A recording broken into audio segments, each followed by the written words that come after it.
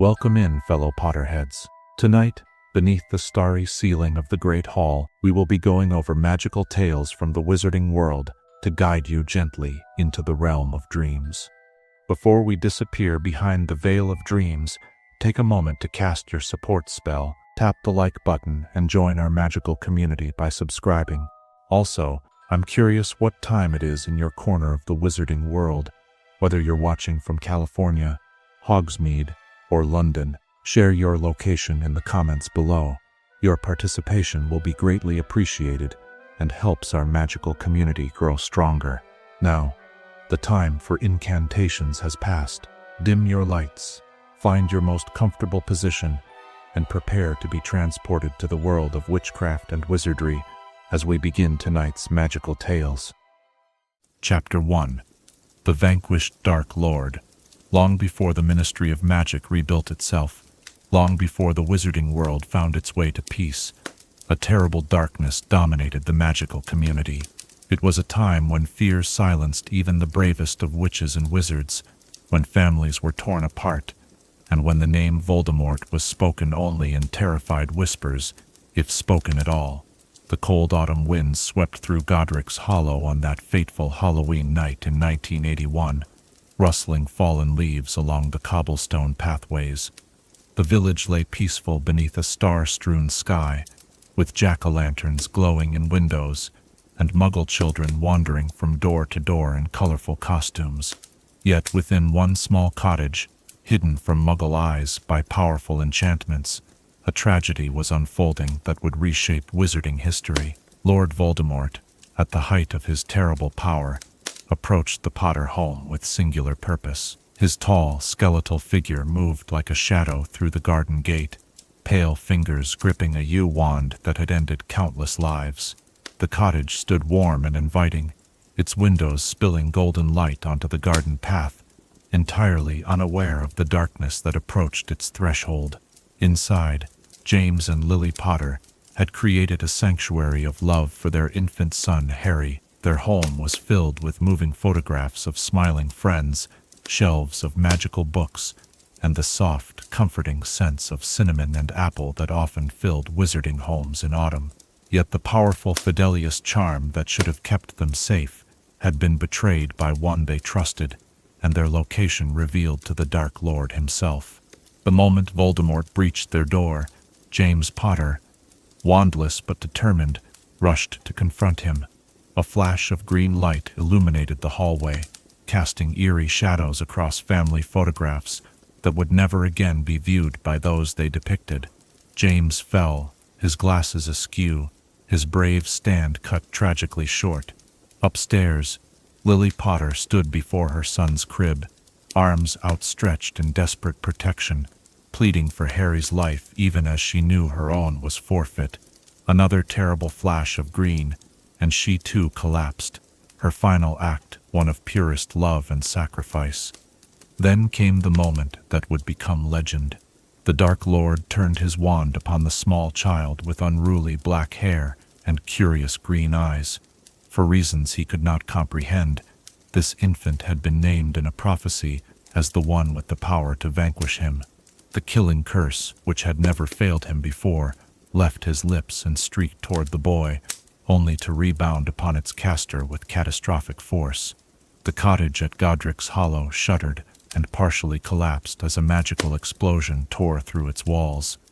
In the ruins, a small boy with a lightning-shaped wound cried among the debris, while the most feared dark wizard of the age had been reduced to less than spirit, less than the meanest ghost. The night air carried the sharp scent of magical destruction, ozone and ash, as Lord Voldemort fled the scene of his downfall, his physical form destroyed, his power broken. He existed now as a mere fragment of consciousness, a wisp of malevolent intention without body or voice. His wand lay abandoned among the rubble, and his followers would soon scatter like leaves in a storm, some to imprisonment, others to claims of bewitchment, and a few to desperate searches for their fallen master. The Dark Lord drifted, formless and nearly senseless, away from the village. Pain beyond imagining engulfed what remained of his consciousness, the agony of a soul deliberately fragmented through darkest magic, now further damaged by the backfiring of his own curse. What remained was barely enough to maintain awareness, a shadowy persistence clinging to a world that had rejected his physical form. Eastward he fled, across the English countryside, over the churning waters of the North Sea, and into the remote forests of Albania. There, among ancient trees that had witnessed centuries of magical history, Lord Voldemort sought refuge. The dense woodlands offered shadows enough to conceal even his insubstantial form, and the distance from wizarding population centers granted him the isolation his weakened state required. In these forests, rumored since ancient times to hold dark magical properties, Voldemort existed in a twilight state between life and death, unable to perform magic, unable to communicate except through the most rudimentary possession of small animals. He endured years of solitude and powerlessness. Small creatures of the forest, rats, snakes, and other woodland denizens, would occasionally wander too close to the shadow that was Voldemort. He would enter them, possessing their simple minds and using their bodies to maintain some tenuous connection to the physical world. But these vessels were weak, unsuited to housing even a fragment of such powerful dark magic. They would deteriorate rapidly, their lifespans measured in days rather than years, leaving Voldemort once again bodiless and adrift. Meanwhile, across Europe, jubilant celebrations erupted throughout the wizarding community. Shooting stars streaked across Britain despite Muggle meteorological predictions to the contrary. Owls flew openly during daylight hours. Witches and wizards embraced strangers in the streets, raising toast after toast to the boy who lived, and the miraculous end of Voldemort's reign of terror. In the Ministry of Magic, officials worked tirelessly to restore order to a society emerging from a decade of fear. Aurors pursued the remaining Death Eaters. Trials were conducted before the whizzing Gambit. Families began the slow process of rebuilding lives shattered by violence and suspicion. The name Voldemort, once whispered in terror, was now spoken with relieved contempt, or deliberately avoided altogether in favor of you-know-who, or he who must not be named, as if speaking it might somehow summon him back from whatever fate had befallen him. Few suspected the truth that Voldemort lingered still, diminished but not destroyed. Albus Dumbledore, wise and far-seeing, was perhaps the only wizard who truly understood. As he arranged for Harry Potter's safekeeping with Muggle relatives, Dumbledore harbored the grave knowledge that Lord Voldemort had taken extraordinary measures to anchor himself to life. The Dark Lord had delved into magic so terrible, so profoundly unnatural, that his final defeat could not be accomplished through a simple rebounding curse, no matter how miraculous the circumstances. The Albanian forests kept their secrets well. Ancient trees with gnarled trunks stood sentinel around the spectral remains of what had once been the most feared wizard in Britain. Seasons changed, leaves unfurled in vibrant green, blazed in autumn glory, fell to winter's bareness, and returned again with spring's renewal, while the shadow that was Voldemort endured, waited, and gradually regained a measure of strength. His consciousness, though damaged, remained cunning. His ambition, though thwarted, remained undimmed, and his hatred, particularly for the boy who had somehow caused his downfall, burned like a cold fire in whatever remained of his soul. Lord Voldemort, reduced to a state that would have driven lesser wizards to surrender to death's embrace, sustained himself on bitter determination and the absolute certainty that he would rise again. As wizarding Britain settled into a decade of hard-won peace, as Harry Potter grew up unaware of his fame or his destiny, as Hogwarts continued to educate young witches and wizards in the bright magic of transformation and creation, the shadow in Albania plotted its return, a return that would shake the foundations of the magical world, reawaken old terrors, and prove that sometimes what appears to be an ending is merely an unexpected pause before the darkness gathers strength once more. In the quiet shadows of night, as we contemplate this momentary defeat of the Dark Lord, what unspeakable magics might have anchored him to this world, when any other wizard would have perished completely? And what price might such unnatural persistence demand from both the soul that refuses death's embrace and the world forced to witness its eventual return? Chapter 2. The Quest for a Host. In the ancient forests of Albania, where gnarled oaks and towering pines created a canopy so dense that sunlight reached the forest floor only in dappled patterns, the essence of Lord Voldemort lingered. His existence had become a torment of awareness without form, of consciousness without voice, of ambition without means. The spectral remains of the once feared Dark Lord drifted between the shadows of massive tree trunks, a whisper of darkness almost indistinguishable from the natural movements of mist and shade. Years passed in this purgatory of powerlessness. The seasons cycled through their eternal dance, snow melting into spring bloom, summer heat giving way to autumn's golden decay, while the shadow that was Voldemort observed with growing impatience. His mind, though damaged by the backfiring curse at Godric's Hollow, remained sharp with purpose. Every moment of his diminished existence was focused on a single goal, the reclamation of physical form. In these wilderness years, Voldemort made his first desperate attempts at possession. Small creatures of the forest, field mice scurrying through fallen leaves, foxes prowling for nighttime prey, ravens perched on skeletal branches, would suddenly find their minds invaded by an alien presence. Their simple consciousnesses could not comprehend the malevolent force that had seized control of their bodies, forcing their tiny hearts to beat in service to his will. Picture, if you would, a forest clearing bathed in moonlight. A small field mouse pauses in its nocturnal foraging, whiskers twitching as it senses something amiss in the air around it. The mouse's body goes rigid, its beady eyes clouding over with an unnatural redness. Inside its tiny skull, the fractured soul of Lord Voldemort forces his will upon the creature's limited faculties. The mouse changes direction, moving with uncharacteristic purpose toward a destination only Voldemort understands. These possessions were temporary victories at best. The bodies of such small creatures proved woefully inadequate vessels for containing even a fragment of such powerful dark magic. Within days, sometimes mere hours, the possessed animals would begin to deteriorate. Their fur would fall out in patches, revealing skin that blackened and cracked. Their movements would become jerky and uncoordinated. Eventually, the strain would prove too great, and the creature would perish, leaving Voldemort once again bodiless and adrift. Snakes proved somewhat more durable hosts. Their natural affinity for dark places, and their connection to Slytherin's legacy, made them more compatible with Voldemort's essence. In the body of a viper or adder, he could maintain control for weeks rather than days.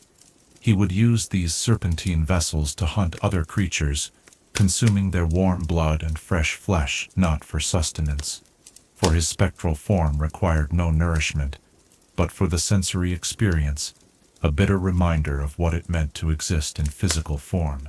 Through the eyes of possessed snakes, Voldemort observed the hidden corners of the Albanian forest. He witnessed the secret lives of magical creatures that dwelled in those ancient woods, bowtruckles skittering among the highest branches, the occasional centaur moving silently between trees, and once, from a safe distance, a small colony of acromantulas that had established themselves in a rocky outcropping. None of these creatures offered him the opportunity he sought. He needed to find his way back to wizardkind, to those who might knowingly or unknowingly assist in his return to power. Years stretched into a decade.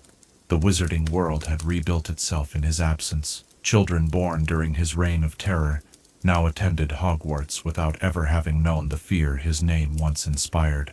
His faithful Death Eaters had scattered, some imprisoned in Azkaban, others having renounced him and reintegrated into respectable society. Meanwhile, in his forest exile, Voldemort waited with cold patience for the opportunity that would inevitably come. That opportunity arrived in the summer of 1991, in the form of a young wizard who ventured into the Albanian forest on an ill-advised expedition. Quirinus Quirrell, recently appointed as Hogwarts Professor of Defense Against the Dark Arts, had spent his summer travels seeking first-hand encounters with dark creatures and magic. He hoped these experiences would lend authenticity to his teaching, and perhaps dispel the whispers that he was too timid, too scholarly for the position. Imagine the clearing where their paths crossed. Quirrell, with his nervous demeanor and scholarly pallor, moving cautiously through the underbrush. His wand illuminated the gathering dusk with a soft blue light, as he documented various magical herbs growing between exposed tree roots. The air around him grew suddenly still. The normal sounds of the forest, birdsong rustling leaves, the distant call of creatures falling into unnatural silence. Voldemort sensed the wizard's presence long before Quirrell became aware of his. Here, at last, was a suitable vessel, a fully trained wizard with a physical connection to Hogwarts itself. More perfectly still, this was a wizard whose mind revealed, under Voldemort's subtle probing, knowledge of a most fortuitous development. The Philosopher's Stone, creator of the Elixir of Life, was being moved to Hogwarts for safekeeping. Their first encounter left Quirrell terrified but intrigued. The shadow that was Voldemort approached, not with force but with temptation, whispering promises of knowledge and power beyond what the young professor had ever imagined. Quirrell, ambitious despite his anxious nature, listened to these whispers with growing fascination. Each night, he would return to the same clearing, drawn back by a compulsion he could not fully explain even to himself. The possession of Quirrell was unlike Voldemort's previous experiences with forest creatures. This was not a sudden invasion, but a gradual seduction. Day by day, Voldemort's influence grew stronger as Quirrell's resistance weakened. The professor began to change. His confidence increased unnaturally. His scholarly interests turned exclusively toward the darkest aspects of magic, and he developed an uncharacteristic thirst for recognition and status. By the time Quirrell prepared to return to Britain for the start of the school year, the possession was complete, though manifested in an unusual arrangement. Rather than fully inhabiting Quirrell's body as he had with the forest animals, Voldemort attached himself to the back of Quirrell's head, concealed beneath an elaborate purple turban the professor now claimed to wear as a gift from an African prince. This symbiotic relationship allowed Voldemort to maintain the clarity of his own consciousness while directing Quirrell's actions. The journey from Albania to Britain marked the end of Voldemort's forest exile and the beginning of his first attempt to regain physical form. Quirrell's body, though far more durable than the animals Voldemort had previously possessed, still showed signs of the unnatural burden it carried. His skin grew paler, taking on an unhealthy grayish tinge. He developed a pronounced stutter that had not existed before, a verbal manifestation of the internal struggle between two consciousnesses inhabiting a single form. A strange odor began to emanate from the turban, the scent of decay as Quirrell's body slowly deteriorated under the strain of hosting a damaged but powerful dark soul. Despite these concerning symptoms, Quirrell functioned well enough to assume his teaching position when the Hogwarts term began in September. Students noticed his nervous disposition and unusual headwear, but attributed these oddities to the eccentricity common among wizarding professors. None suspected that beneath the purple fab, lurked the face of Lord Voldemort, his red eyes scanning the great hall during the welcoming feast, finally coming to rest on a small, black-haired boy with a lightning-shaped scar, the child who had caused his downfall, and who would, unknowingly, play a central role in his planned resurrection. As autumn leaves began to fall across the Hogwarts grounds, Voldemort directed Quirrell's every move with calculating precision. Their shared body moved through the castle corridors, teaching classes by day and searching for information about the stone's protections by night. The physical proximity to Dumbledore, the one wizard Voldemort had always feared, required utmost caution. Every conversation, every glance exchanged between Quirrell and other staff members was carefully controlled to avoid arousing suspicion. The possession took its toll. Quirrell grew thinner as the weeks passed, his body consuming itself to maintain the unnatural partnership. He required the blood of unicorns from the Forbidden Forest to strengthen him, a stopgap measure that would extend his usefulness as a host until the Philosopher's Stone could be obtained. The silvery unicorn blood, forcibly taken, sustained their shared life, but at a terrible price. From the moment it touched Quirrell's lips, he lived a cursed half-life, his soul damaged by the heinous act of slaying something so pure. In quiet moments, alone in his chambers, Quirrell sometimes experienced brief periods of clarity when his own personality reasserted itself. In these moments, he would look at his reflection in the mirror, his hollowed cheeks, the dark circles beneath his eyes, the slight tremor in his hands, and feel horror at what he had become. But such moments of resistance grew increasingly rare as Voldemort's control strengthened, until Quirrell existed as little more than a shell, his own consciousness buried beneath the overwhelming presence of the Dark Lord. The quest for a host had succeeded, but it was merely the first step in Voldemort's larger plan.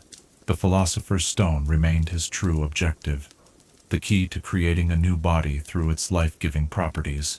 Quirrell's deteriorating form was merely a temporary vessel, a means to an end. As winter descended upon Hogwarts, bringing snow-covered grounds and ice-rimmed windows, the symbiotic entity of Quirrell Voldemort continued its patient pursuit of immortality.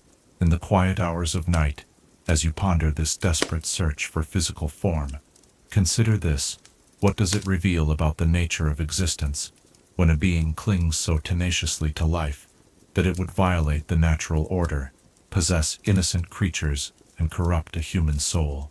Is there a point at which the price of continued existence outweighs the fear of whatever might lie beyond the veil of death? Chapter 3. The Philosopher's Stone Gambit. Ancient stones whispering secrets of immortality, a castle filled with wonder and danger, a desperate dark wizard clinging to borrowed life. These elements converged as winter settled over Hogwarts' School of Witchcraft and Wizardry. Tonight, we explore the calculated pursuit of the most powerful alchemical object ever created, as a weakened Dark Lord orchestrated his first attempt to return to power. The Philosopher's Stone, a legendary artifact of deep crimson no larger than a man's fist, represented the pinnacle of alchemical achievement. Created by Nicholas Flamel, who had recently celebrated his 665th birthday with his wife Perenelle, the stone possessed two extraordinary properties. It could transform any metal into pure gold, and more importantly for Lord Voldemort's purposes, it produced the elixir of life, which granted immortality to whoever drank it. As Professor Quirrell moved through the drafty corridors of Hogwarts, his purple turban concealing the face of the Dark Lord, his every step was guided by this singular obsession. The stone had been removed from its previous location at Gringotts Wizarding Bank just in time. Quirrell's attempt to steal it from Vault 713 had found it already gone, spirited away by Rubeus Hagrid on Dumbledore's instructions. Now the stone lay somewhere within the castle walls, protected by a series of enchantments created by the school's most talented professors. Through Quirrell's eyes, Voldemort observed the castle's rhythms and routines, gathering information piece by piece like a patient spider constructing a web. Each seemingly casual conversation in the staff room, each glimpse of professors entering or leaving the forbidden third-floor corridor, added to his understanding of the stone's defenses. The Great Hall during the Halloween feast presented a perfect opportunity for their first significant move. While students and staff alike were distracted by floating pumpkins and platters of seasonal treats, Quirrell slipped away unnoticed. His destination, the dungeon level of the castle, where a fully grown mountain troll had been temporarily contained as part of his defense against the dark arts practical studies. Picture the dank stone chamber where the troll was kept. Condensation glistened on rough-hewn walls, and the air hung heavy with the creature's pungent odor. Quirrell's wand movements were precise as he confounded the troll, directing its minimal intelligence toward destruction and chaos. The massive creature, standing 12 feet tall with granite-gray skin and a tiny head perched upon muscular shoulders, blinked stupidly as the enchantment took hold. "You will be our diversion," whispered the voice beneath the turban, words meant for no ears but Quirrell's own. Go to the upper floors. Create havoc. As the troll lumbered away, club dragging behind it, Quirrell hurried toward the third-floor corridor. The Halloween feast would continue for hours yet, ample time to investigate the stone's protections while the castle's attention was diverted elsewhere. However, he had not accounted for the troll encountering students, nor for the subsequent commotion that would bring the feast to a premature end. The failed Halloween diversion taught Voldemort an important lesson. Subtlety would be required rather than brute force. Throughout November and December, as snow blanketed the castle grounds and ice formed in delicate patterns on the windows of Hogwarts, he paid particular attention to Severus Snape, whose suspicious gaze followed him with increasing frequency. Snape, with his background in the dark arts and prior connections to Death Eaters, presented a complex challenge. Was he still loyal to Voldemort, or had he truly turned to Dumbledore's side? The uncertainty made him dangerous. During a Quidditch match in November, when Harry Potter's broom was jinxed, an impulsive act of vengeance on Voldemort's part, it was Snape who countered the curse with protective spells of his own. "We must tread carefully around Severus," the voice beneath the turban counseled during one of their midnight strategizing sessions. "His loyalties are unclear, but his skills are undeniable." Meanwhile, Quirrell's physical condition continued to deteriorate. The unicorn blood sustained them, but at a terrible price. Each time Quirrell drank the silvery substance, harvested during midnight excursions to the Forbidden Forest, a part of his humanity slipped away. His skin took on a grayish pallor, and dark hollows formed beneath his eyes. Students attributed his declining appearance to the stress of teaching, never suspecting the parasitic relationship that was slowly consuming him from within. By the time Christmas decorations appeared throughout the castle, towering fir trees adorned with golden bubbles and glittering icicles, Quirrell had managed to gather crucial intelligence about the stone's protections. He knew that each professor had contributed a safeguard: Sprout's devil's snare, Flitwick's enchanted keys, McGonagall's giant chess set, his own troll, Snape's logic puzzle, and ultimately, Dumbledore's contribution, which remained a mystery. The holiday break provided new opportunities. With fewer students and staff in residence, Quirrell had greater freedom to explore the castle. During one such expedition, he discovered something that would prove instrumental to their plans: an ornate mirror, temporarily stored in an unused classroom. The Mirror of Erez stood taller than a man, with an elegantly carved gold frame and clawed feet. Its surface reflected not reality but desire, showing the viewer's deepest, most desperate longings. When Quirrell stood before it, he saw himself presenting the Philosopher's Stone to his master, being rewarded with power and recognition. But when Voldemort exerted his influence, forcing their shared consciousness to focus on his desires instead, the mirror showed a different image: a reborn Voldemort, fully corporeal, more powerful than ever before, with the wizarding world kneeling at his feet. "This mirror is key," the voice beneath the turban whispered.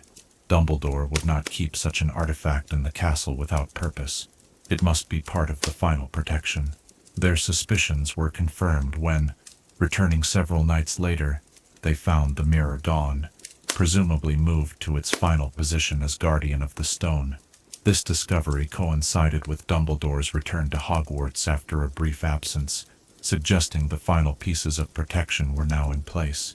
As winter gave way to spring, tension built within their shared form. Quirrell's body was beginning to fail despite the unicorn blood.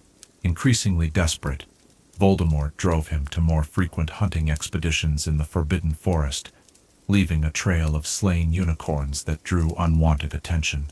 During one such hunt, they were nearly discovered by Harry Potter and Draco Malfoy, who were serving detention with Hagrid. "The boy grows more troublesome," Voldemort hissed after their narrow escape. "Perhaps we can use his curiosity to our advantage." Indeed, Harry Potter and his friends had begun to suspect Snape of attempting to steal the stone, a misunderstanding that provided perfect cover for Quirrell's activities. As the professors focused their suspicions on each other, The true threat remained hidden beneath a stuttering facade and purple turban. The final opportunity came in early June, when Dumbledore was called away to the Ministry of Magic on urgent business. With the headmaster gone, the moment to act had arrived. Quirrell prepared methodically, gathering his strength and reviewing what they knew of the protections. As twilight settled over Hogwarts, he made his way to the forbidden corridor on the 3rd floor. The initial obstacle, a massive three-headed dog named Fluffy, succumbed easily to enchanted music from a harp, drifting into slumber as Quirrell slipped past its paws to the trapdoor below. The subsequent challenges fell one by one to his experience, and Voldemort's guidance. Devil's Snare withered before magical fire, flying keys were caught with expert precision, the chess pieces were outmaneuvered, and the troll, already unconscious from another's passage, required no effort at all. In Snape's chamber, 7 differently shaped bottles stood in a row, accompanied by a riddle in verse form. Here, Quirrell's logical mind proved valuable, quickly identifying the potion that would allow safe passage through the black flames guarding the final chamber. And there it was, the Mirror of Erised standing alone in the center of the room. Just as they had anticipated, Quirrell circled it cautiously, examining its frame, peering into its depths, but the stone did not reveal itself. Even when he focused intently on finding the stone, the mirror showed only his glory-seeking reflection. "Use the boy," came the whispered command from beneath the turban. The realization struck them simultaneously. Dumbledore's final protection was brilliant in its simplicity. Only one who wanted to find the stone, but not use it, would be able to retrieve it from the mirror. And as if summoned by this very thought, footsteps announced the arrival of Harry Potter himself, drawn to the chamber by his own investigations. What followed was both the culmination of their careful planning and its ultimate unraveling. Quirrell revealed his true nature, shedding the stuttering persona that had served as his disguise throughout the year. On Voldemort's command, he bound Potter with magical ropes and positioned the boy before the mirror. To their astonishment, the strategy worked. Somehow Potter saw himself finding the stone, and it transferred from the mirror into his physical possession. But when Quirrell attempted to seize the boy, something extraordinary occurred. Wherever his skin contacted Potter's, he experienced excruciating pain, his flesh blistering and crumbling to ash at the touch. "It burns. Master, I cannot hold him, my hands." Quirrell's agonized cry echoed in the chamber as he staggered back. "Then kill him, fool," came Voldemort's furious response. But Potter, understanding his advantage, pressed forward, deliberately grasping Quirrell's face between his hands. The protection left by Lily Potter's sacrifice, the ancient magic of love that had defeated Voldemort once before, proved potent still. Quirrell's body began to disintegrate beneath the boy's touch, crumbling like dried clay. As consciousness faded, Voldemort made a final, desperate choice. He abandoned his host, tearing free from the disintegrating body that had served him for nearly a year. Quirrell collapsed, life extinguished, while Voldemort's essence fled once more.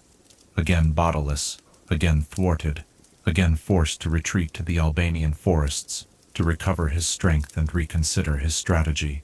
The Philosopher's Stone Gambit had failed, but the attempt had proven several crucial points. Voldemort could possess a willing host for extended periods. His followers might still be manipulated into service, and most importantly, a path to physical rebirth existed, even if this particular avenue had been closed. As you rest in the comfortable darkness, consider the irony of the Philosopher's Stone affair, that an object created to preserve life became the catalyst for such desperate darkness. What is the true nature of immortality when pursued at such cost? And what might it mean that the purest protection, the one force Voldemort could not overcome, was not found in powerful magic or ancient artifacts, but in something as seemingly ordinary as a mother's love? Chapter 4. The Diary Horcrux.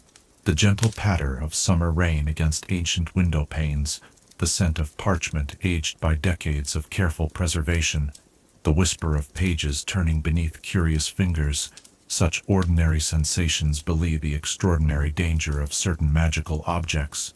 Among these dangerous artifacts, perhaps none was more deceptively innocent in appearance than a simple diary bound in black leather, its yellowed pages blank save for the name T.M. Riddle stamped in fading gold on its cover. This diary, unlike the Philosopher's Stone that Voldemort had so recently failed to acquire, was not created by another wizard and sought for its properties. Rather, it was an extension of Voldemort himself, a vessel into which, as a 16-year-old student still known as Tom Riddle, he had poured a fragment of his very soul.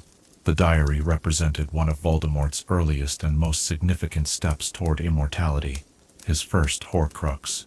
The creation of this dark artifact dated back to 1943, during Riddle's 5th year at Hogwarts.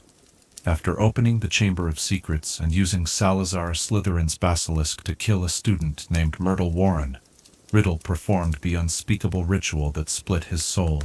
The fragment was sealed within the diary, transforming an ordinary object into something far more sinister, a container not only for memory, but for living consciousness, capable of acting independently to fulfill its creator's purpose.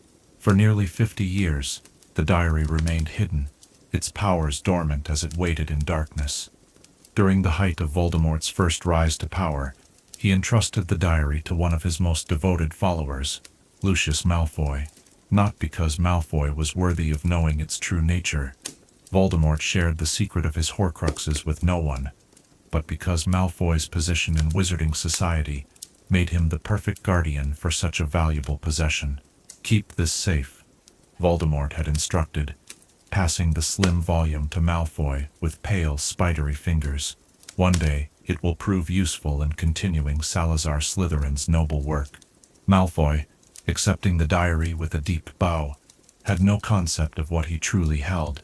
He believed it to be a powerful dark artifact, certainly, but one designed to open the Chamber of Secrets again, when planted on a Hogwarts student. Nothing more. This partial truth served Voldemort's purposes perfectly.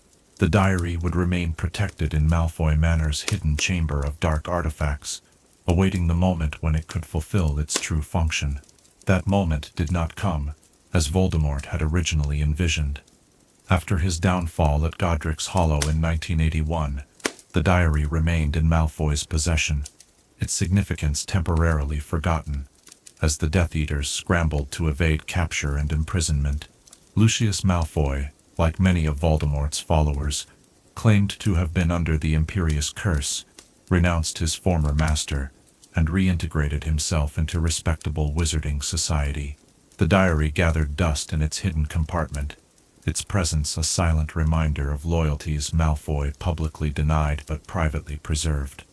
By the summer of 1992, with no sign of Voldemort's return after the Philosopher's Stone incident, Lucius Malfoy made a fateful decision.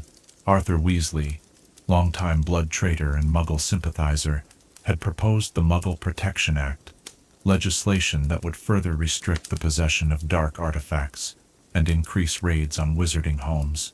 For Malfoy, this represented both a political threat and a personal one, as his manor contained numerous objects that would incriminate him under the new law. Imagine Malfoy Manor on a rainy evening, chandeliers casting warm light over elegant furnishings, portraits of platinum-haired ancestors gazing haughtily from gilded frames. In his study, Lucius Malfoy sat before a mahogany desk, the diary placed before him like a chess piece awaiting strategic deployment. His decision was calculated. He used the diary as originally intended, opening the Chamber of Secrets to create chaos at Hogwarts. This would accomplish two goals simultaneously: discredit Albus Dumbledore as headmaster and dispose of a potentially incriminating dark object before Weasley's Law could be enacted. The opportunity for this plan presented itself in Flourish and Blott's bookshop just before the start of term. Amid the crowded shelves and the commotion of Gilderoy Lockhart's book signing, Malfoy engineered a confrontation with Arthur Weasley. During the ensuing scuffle, he slipped the diary into the second-hand cauldron of young Ginny Weasley, Arthur's only daughter, an 11-year-old girl preparing for her first year at Hogwarts. The diary had found its victim. though Malfoy could not have predicted how perfectly suited Ginny would be to its purpose. Vulnerable, lonely, anxious about her first year at school, and overshadowed by 6 accomplished brothers, she discovered the blank diary among her textbooks and began to write in it. To her amazement and delight, the diary wrote back, "Dear Diary, I'm scared about starting Hogwarts tomorrow. What if I don't make any friends?" The words sank into the page, disappearing as if absorbed by the parchment. Moments later, new words formed in an elegant, flowing script. "Hello, my name is Tom Riddle. Don't be frightened. Tell me about yourself, and I'll be your friend." Thus began the insidious possession of Ginny Weasley. The fragment of 16-year-old Tom Riddle preserved in the diary was charismatic, understanding, and seemingly kind, everything the real Riddle had never been, but had learned to convincingly feign. He listened to Ginny's fears and insecurities, offered sympathy and advice, and gradually earned her complete trust. As September faded into October, the relationship between Ginny and the diary deepened. She confided everything to Tom: her crush on Harry Potter, her struggles with schoolwork, her feelings of inadequacy compared to her peers. Each confession strengthened the diary's hold on her. Gradually, imperceptibly, like a vine slowly entwining a trellis, the memory of Tom Riddle began to assert control over Ginny's mind and actions. The first incident occurred on Halloween night, appropriately, the same anniversary that had marked the beginning of Voldemort's fall 11 years earlier. Under the diary's influence, Ginny opened the entrance to the Chamber of Secrets in the second-floor girls' bathroom. She could not later recall doing so. She experienced only a blank period in her memory, followed by inexplicable rooster's feathers on her robes and red paint on her hands. The message left on the wall: "The Chamber of Secrets has been opened. Enemies of the air, beware," struck terror through the school, exactly as Lucius Malfoy had intended. But the diary's ambitions extended far beyond creating chaos. The fragment of soul contained within its pages was executing a more sophisticated plan to drain the life force from Ginny Weasley and use it to regain physical form.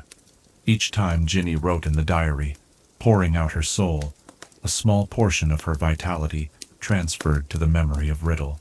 Each time she fell under its influence and carried out actions as the heir of Slytherin, the connection strengthened, allowing the diary to draw more deeply from her life energy.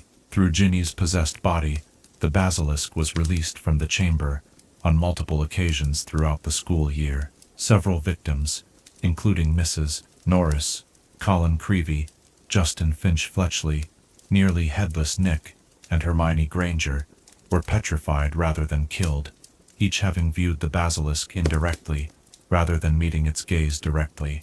These attacks intensified the atmosphere of fear at Hogwarts, while gradually strengthening the diary's hold on Ginny. As months passed, physical symptoms of the possession became evident. Ginny grew pale and withdrawn. Dark circles appeared beneath her eyes, and she lost weight as the diary siphoned her energy. Her brothers noticed her altered demeanor, but attributed it to normal first-year stress.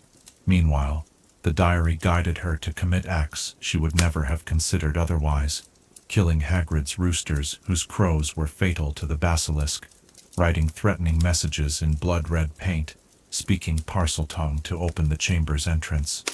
By February, Ginny began to suspect that something was terribly wrong. During moments of clarity, she connected her memory lapses with the timing of the attacks. Frightened by these realizations, she attempted to dispose of the diary, throwing it away in Moaning Myrtle's bathroom, unaware that this location represented the very spot where Myrtle had been killed by the basilisk 50 years earlier. Under the direction of the real Tom Riddle, the diary's discarding might have ended its influence, had it not been found by the worst possible person from the diary's perspective: Harry Potter himself. Curious about the mysterious blank book, Harry began to communicate with Tom Riddle's memory, unwittingly providing the Horcrux with information about the boy who had defeated Voldemort. The diary, recognizing the opportunity this presented, adjusted its strategy. When Ginny discovered that Harry had found the diary, Panic overwhelmed her. In desperation, she broke into the boy's dormitory and stole it back, fearing what secrets she might have revealed through its pages. This action sealed her fate. The diary's hold on her intensified, and as May arrived, it executed the final stage of its plan. On May 29th, Ginny Weasley made her final journey to the Chamber of Secrets, leaving behind one last message: her skeleton will lie in the chamber forever. Deep beneath the school, in the cavernous chamber with its towering stone pillars carved with serpents, she collapsed as the diary began the process of fully absorbing her life force. As her consciousness faded, the memory of Tom Riddle began to take physical form, growing more solid as Ginny grew weaker. The manifestation of Riddle from the diary represented something previously unknown in wizarding history: a Horcrux attempting not merely to possess a victim, but to fully incarnate itself. The 16-year-old version of Voldemort, preserved at the moment of the diary's creation, was emerging as an entity separate from the main soul fragment that had possessed Professor Quirrell the previous year. Had the process completed successfully, it would have created a paradoxical situation: two Voldemorts existing simultaneously. One, the disembodied wraith hiding in Albanian forests; the other, the restored teenage Tom Riddle with all his powers and ambitions intact. Harry Potter's arrival in the chamber interrupted this process. The confrontation that followed revealed the diary's true nature, as Riddle proudly proclaimed his identity as the younger self of Lord Voldemort, and explained how he had used Ginny to attack the school and lure Harry into the chamber. The basilisk was summoned for a final attack, but through a series of extraordinary circumstances, including the arrival of Fawkes the Phoenix with the sorting hat, from which Harry drew the sword of Gryffindor, the basilisk was slain. In the climactic moment of the confrontation, Harry seized one of the basilisk's venomous fangs and plunged it into the heart of the diary. The reaction was immediate and violent. Ink poured like blood from the pierced pages, and the manifesting form of Tom Riddle convulsed in agony, screaming as light burst through his increasingly transparent body. The physical form that had been coalescing dissolved. The process of incarnation interrupted at its final stage. The destruction of the diary accomplished something even more significant than saving Ginny Weasley and stopping the basilisk attacks. Without realizing it, Harry Potter had destroyed one of Voldemort's Horcruxes, the first step in what would eventually become his mission: to eliminate all the anchors tethering the Dark Lord to life. That a 12-year-old boy had unwittingly dealt such a significant blow to Voldemort's immortality was an irony that would not become apparent for several more years. For Lucius Malfoy, the diary's destruction represented a catastrophic failure of his plan. Not only had he disposed of an item entrusted to him by the Dark Lord, but the entire affair had backfired politically. Rather than discrediting Dumbledore, the resolution of the Chamber of Secrets incident had reinforced the headmaster's position. Furthermore, Dobby the house elf had been freed from the Malfoys' service through Harry Potter's clever trick. When Voldemort eventually returned to power, Malfoy would face his master's wrath for the careless handling of what was, unknown to Malfoy himself, a piece of the Dark Lord's soul. The diary episode, while seemingly resolved, left behind significant ripples that would influence events to come. Ginny Weasley, though physically recovered, carried the psychological scars of her possession. The Ministry of Magic remained willfully blind to the implications of the diary's nature, preferring to treat the incident as an isolated case rather than evidence of Voldemort's continued existence. And in his remote Albanian exile, the primary soul fragment of Lord Voldemort felt the destruction of his Horcrux like a distant wound, further motivation to accelerate his plans for return. As your paths drift towards sleep, consider this question: what does it reveal about the nature of evil that it could take such an innocuous form as a diary, turning the very act of confiding one's thoughts, normally a source of comfort and clarity, into a channel for possession and harm? And what might it mean that the most personal of objects could contain the most impersonal of magics, a soul fragment without compassion, using intimacy only as a means to power? Chapter 5. The Faithful Servant Returns. the quiet hours of late evening, when shadows stretch long across weathered wooden floors, and the world beyond your window fades into darkness, invite reflection on bonds that withstand the test of time. Some such bonds are born of love, others of friendship, but perhaps none are quite so unsettling as those forged in the crucible of fear and devotion that characterized Lord Voldemort's relationship with his followers. After the destruction of the diary, Horcrux in the Chamber of Secrets, Lord Voldemort's spectral form continued its existence in the remote forests of Albania. 2 attempts at return had been thwarted, first through Quirrell's failure to obtain the Philosopher's Stone, and second through the diary's destruction before the memory of Tom Riddle could fully manifest. These setbacks had not diminished Voldemort's determination, but had taught him valuable lessons about the limitations of possession and the vulnerabilities of his Horcruxes. The Albanian forest remained his reluctant sanctuary, its ancient trees with bark like cracked parchment, its darkness punctuated by shafts of muted sunlight, its undergrowth teeming with small creatures, all provided the isolation necessary for the Dark Lord's diminished essence to gather strength. Occasionally, wizarding travelers would venture into these woods, drawn by rumors of rare magical plants or creatures. Voldemort observed them from the shadows, assessing potential vessels, but found none suitable for his purposes. A more permanent solution than possession would be required for his true return. Summer faded into autumn, and autumn surrendered to winter's grasp. The forest stood dormant beneath a blanket of snow, awaiting spring's renewal. In Wizarding Britain, life continued unmarked by the shadow of Voldemort's plotting. At the Ministry of Magic, officials busied themselves with routine affairs, believing the threats of past decades safely confined to history. At Hogwarts, students pursued their studies under Dumbledore's watchful eye, the Chamber of Secrets incident fading into school legend. But in a small, shabby house on the outskirts of a village called Little Hangleton, events were unfolding that would alter the course of wizarding history. This was the home of Frank Bryce, elderly caretaker of the long-abandoned Riddle house. On a misty evening in late spring, the old man noticed lights flickering in the windows of the manor house, a building that had stood empty since the mysterious murders of its occupants 50 years earlier.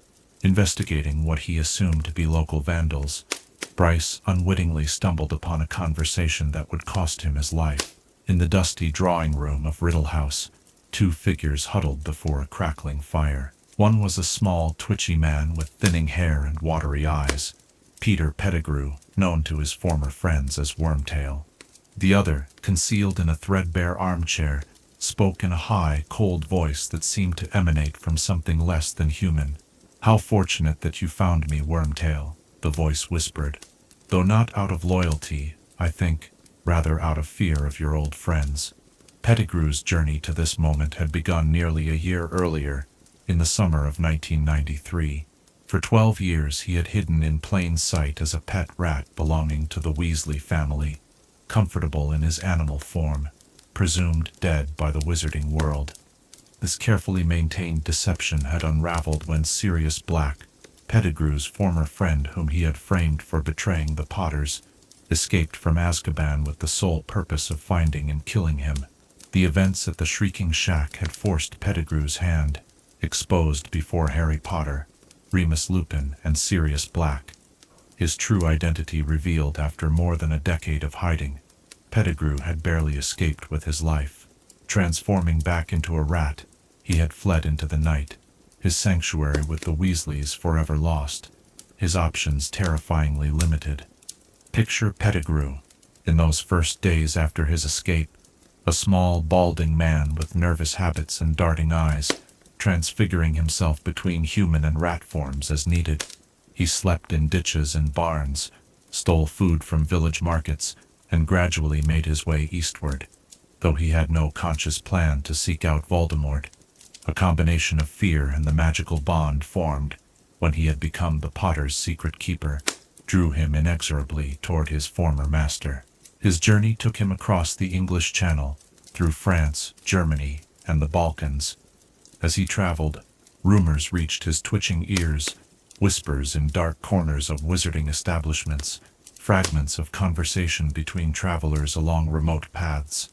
These whispers spoke of strange occurrences in the forests of Albania, of animals found dead without apparent cause, of a darkness that seemed more than natural lurking among ancient trees. Pettigrew recognized these signs. He alone among Voldemort's servants had witnessed the night at Godric's Hollow when the killing curse had rebounded. He understood, perhaps better than any other Death Eater, the nature of Voldemort's survival, and the form his master might now take. This knowledge filled him with equal parts dread and desperate hope. If anyone could protect him from Sirius Black's vengeance, it would be Lord Voldemort. But at what price? The Albanian forest loomed before him, a wall of dark pines and twisted oaks. Summer heat made the air heavy as Pettigrew ventured beneath the canopy, his wand clutched in sweaty fingers. For days he searched, transforming into his rat form to scurry through underbrush or escape potential predators. He called out softly, using the honorifics that Death Eaters had employed in Voldemort's presence, hoping his voice might reach whatever remained of his master. "My lord, are you here? It is I, Wormtail, come to serve you once more." On the third night, as Pettigrew huddled beside a small magical fire that emitted no smoke, he felt rather than heard a presence approaching. The forest seemed to grow darker, the spaces between trees stretching into infinite blackness. Small nocturnal creatures fell silent, and even insects ceased their chirping. The fire flickered and diminished, as if reluctant to cast its light upon what approached. A voice spoke directly into Pettigrew's mind, bypassing his ears entirely. "So, one of my Death Eaters remembers his loyalty at last." The reunion between servant and master was not joyous but necessary. Voldemort's incorporeal form, less substantial than even the meanest ghost, required considerable magical assistance to maintain what little strength it possessed. Pettigrew, despite his many failings, provided something essential: hands to perform magic, a voice to speak incantations, and most importantly, a body that could eventually be sacrificed in the complex ritual Voldemort had designed for his rebirth. Over the following weeks, Pettigrew constructed a rudimentary potion that allowed Voldemort to assume a temporary physical form. This was not a true body, but rather a homunculus, a small, childlike figure with scaly skin, flat, snake-like features, and glowing red eyes. The creature required constant care and magical sustenance, which Pettigrew provided with a mixture of reluctance and fearful devotion. The creation of this temporary form took place in a small clearing deep within the forest. Beneath the moonless sky, Pettigrew gathered rare fungi that grew only on trees struck by lightning, distilled morning dew collected from venomous plants, and added these to a cauldron along with several drops of his own blood. The final ingredient was a serpent, captured from a nearby hollow, and sacrificed to provide substance for the Dark Lord's temporary vessel. As the potion bubbled and emitted silver vapor, Voldemort's spirit descended into it like mist sinking into a valley. The liquid turned an unnatural shade of black before congealing into the small, malformed body that would house Voldemort's consciousness until the proper ritual could be performed. The first time Pettigrew held this creature in his arms, he nearly dropped it in horror. Its weight was disproportionate to its size, as if it contained something far denser than flesh. Its breath came in labored gasps through slitted nostrils, and its tiny hands clutched at Pettigrew's robes with surprising strength. Most disturbing of all were its eyes, fully formed, adult eyes in an infant-sized face, burning with intelligence, malice, and power. "We must leave this forest," the creature commanded in a voice far stronger than its form suggested. "We have preparations to make, Wormtail, and they cannot be accomplished here." Thus began their journey back toward Britain. Traveling with the homunculus presented unique challenges. It required regular feeding with a potion of unicorn blood and snake venom, carefully measured and administered at precise intervals. The creature could tolerate only minimal movement, and had to be carried in a bundle of black cloth, concealed from the curious eyes of both magical folk and muggles they encountered. Their path took them through remote villages, and along seldom used trails. Pettigrew, never the most skilled at concealment charms, nevertheless managed to deflect attention through a combination of misdirection and occasional memory modifications. When necessary, he used the imperious curse to bend others to his will, not out of cruelty but from the desperate need to protect his master and himself from discovery. By late autumn, they had reached Britain's shores. The question of where to establish themselves became pressing. Voldemort required a secure location with access to the ingredients necessary for the rebirth ritual, yet isolated enough to avoid unwanted attention. It was Pettigrew who suggested the Riddle house in Little Hangleton, a location with personal significance to Voldemort and long abandoned since the murder of the Riddle family decades earlier. "The house still stands, my lord," Pettigrew explained as they traveled northward through rain-swept countryside. "I passed near it during my time in hiding. It's avoided by local muggles who believe it haunted after the deaths." Voldemort's response was silence, but Pettigrew felt a shift in the creature's mood, a darkening of its already malevolent aura. The Riddle house represented Voldemort's paternal heritage, a lineage he had simultaneously denied and punished through murder. Returning there held symbolic weight that appealed to Voldemort's sense of circular destiny. The village of Little Hangleton nestled in a valley between two steep hills. From their vantage point on the neighboring ridge, Pettigrew and his master observed the small cluster of stone cottages, the church with its ancient graveyard, and on the far hillside, the imposing Riddle house standing in dilapidated grandeur. "Yes," said the high, cold voice from within the bundle Pettigrew carried. "It is fitting that my rebirth should begin in the house of my father." Their arrival at the Riddle house occurred under cover of darkness. The building's caretaker, Frank Bryce, lived in a small cottage on the grounds, but maintained a predictable schedule that allowed Pettigrew to move his master into the main house undetected. They established themselves in the second-floor drawing room, where a large fireplace provided warmth for the homunculus's frail form. Through the winter months, Pettigrew ventured out regularly to gather intelligence and supplies. Disguised and cautious, he visited wizarding locations to eavesdrop on conversations and collect newspapers. From these sources, they learned of the Triwizard Tournament to be held at Hogwarts the following academic year, an event that would bring visitors from other European wizarding schools and create precisely the kind of distraction useful for their purposes. Most critically, they confirmed the continued presence at Hogwarts of Barty Crouch Jr., believed by the wizarding world to be dead in Azkaban, but actually living under his father's imperious curse. This information came through careful questioning of a ministry witch whom Pettigrew had placed under the imperious curse while she vacationed in a village near Little Hangleton.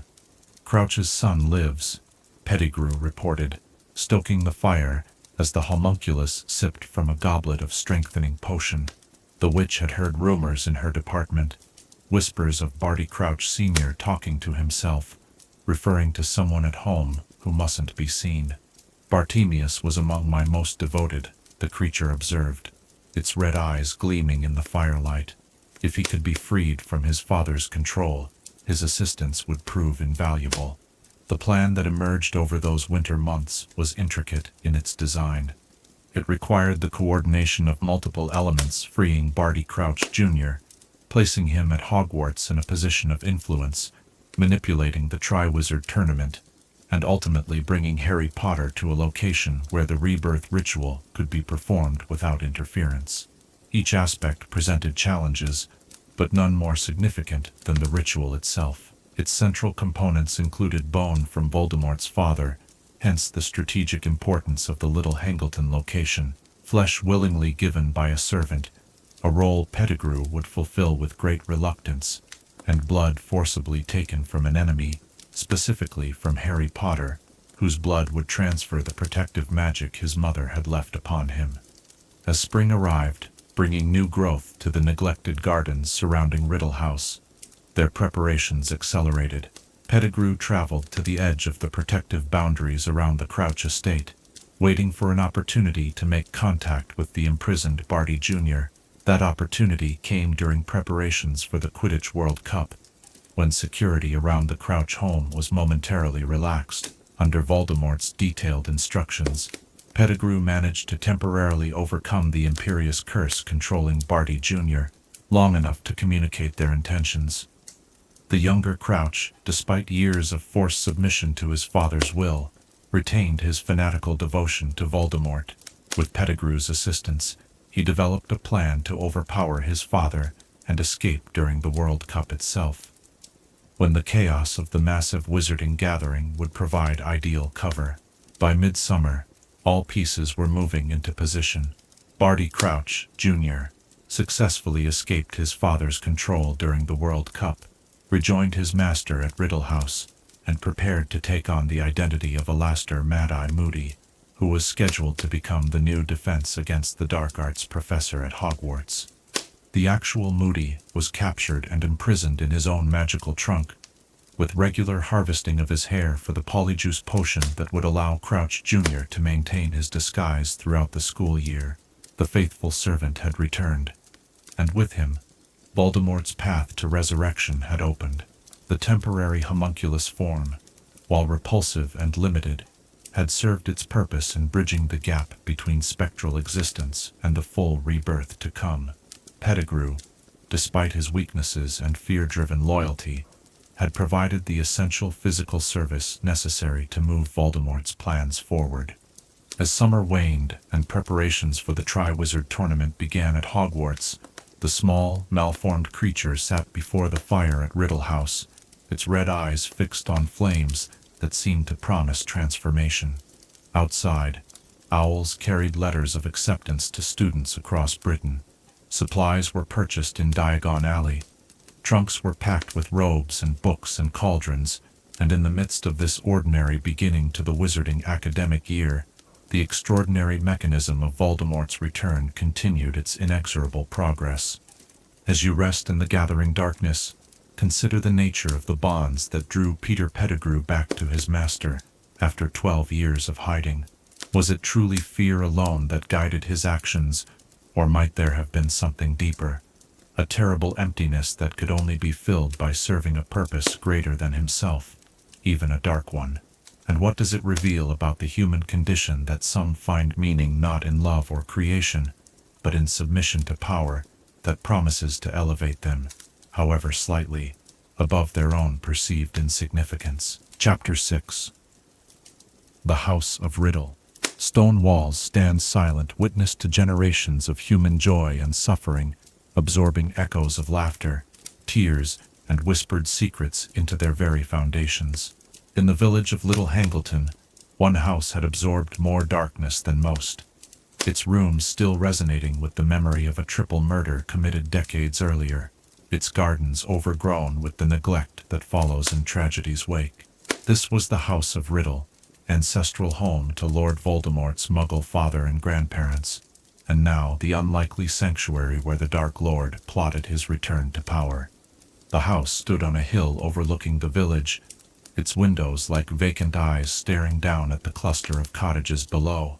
Once, it had been the grandest building for miles around, its gardens well tended, its facade imposing and elegant. Now, ivy crept unchecked across weathered stone, shutters hung askew from rusted hinges. The gravel drive lay hidden beneath encroaching weeds, and the fountain in the circular garden had long since run dry, its basin cracked and filled with leaves from many autumns past. Inside, dust-covered surfaces like a gray veil, disturbed only in the small areas that Peter Pettigrew and his master had claimed for their use.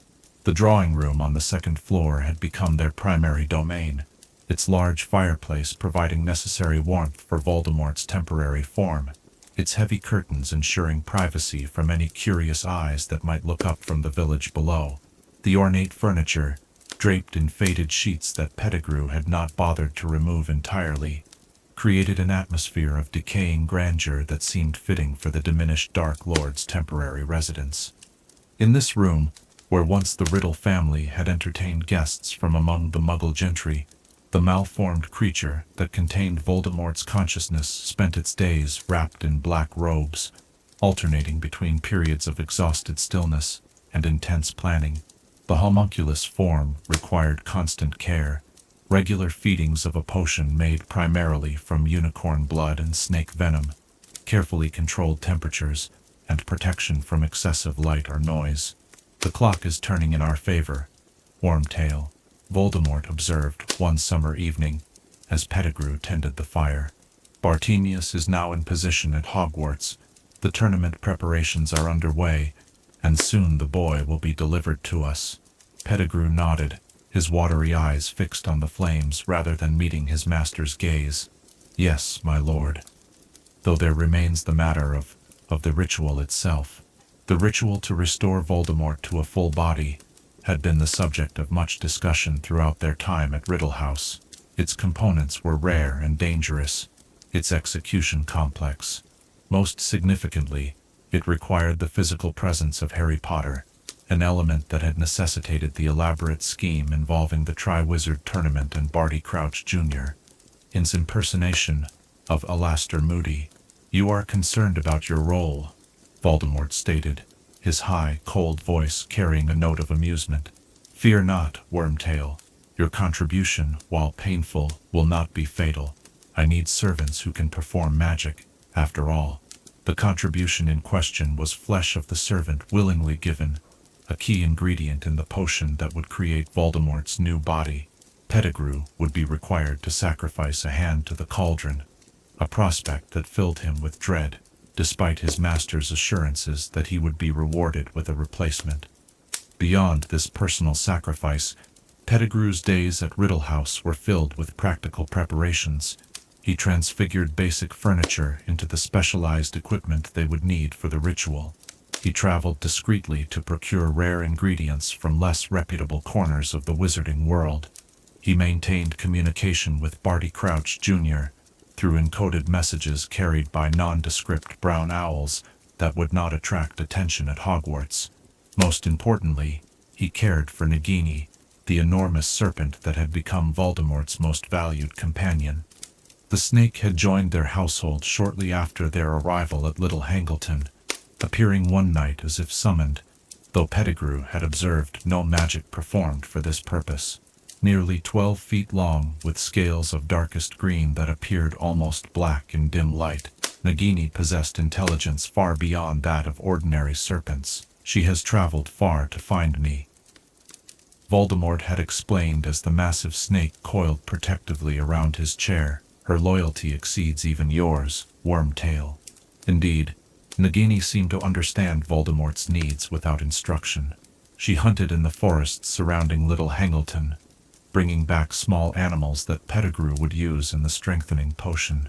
She patrolled the grounds of Riddle House, her presence deterring any who might venture too close.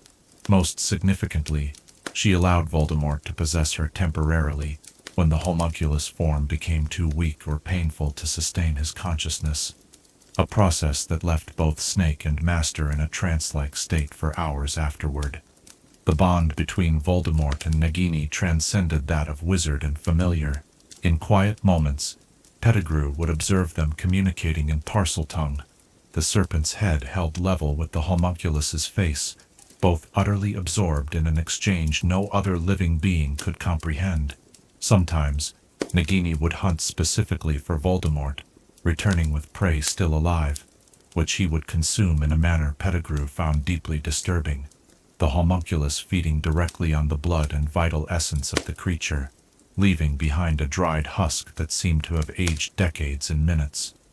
"The snake sustains him," Pettigrew wrote in a coded message to Barty Crouch Jr. in early autumn, "but the need for the ritual grows more urgent. His strength fluctuates, and there are days when he can barely speak." The response came several nights later. "The boy's name is in the goblet. The first task approaches. All proceeds as planned." As September gave way to October, and the first task of the Triwizard Tournament drew near, activity at Riddle House intensified.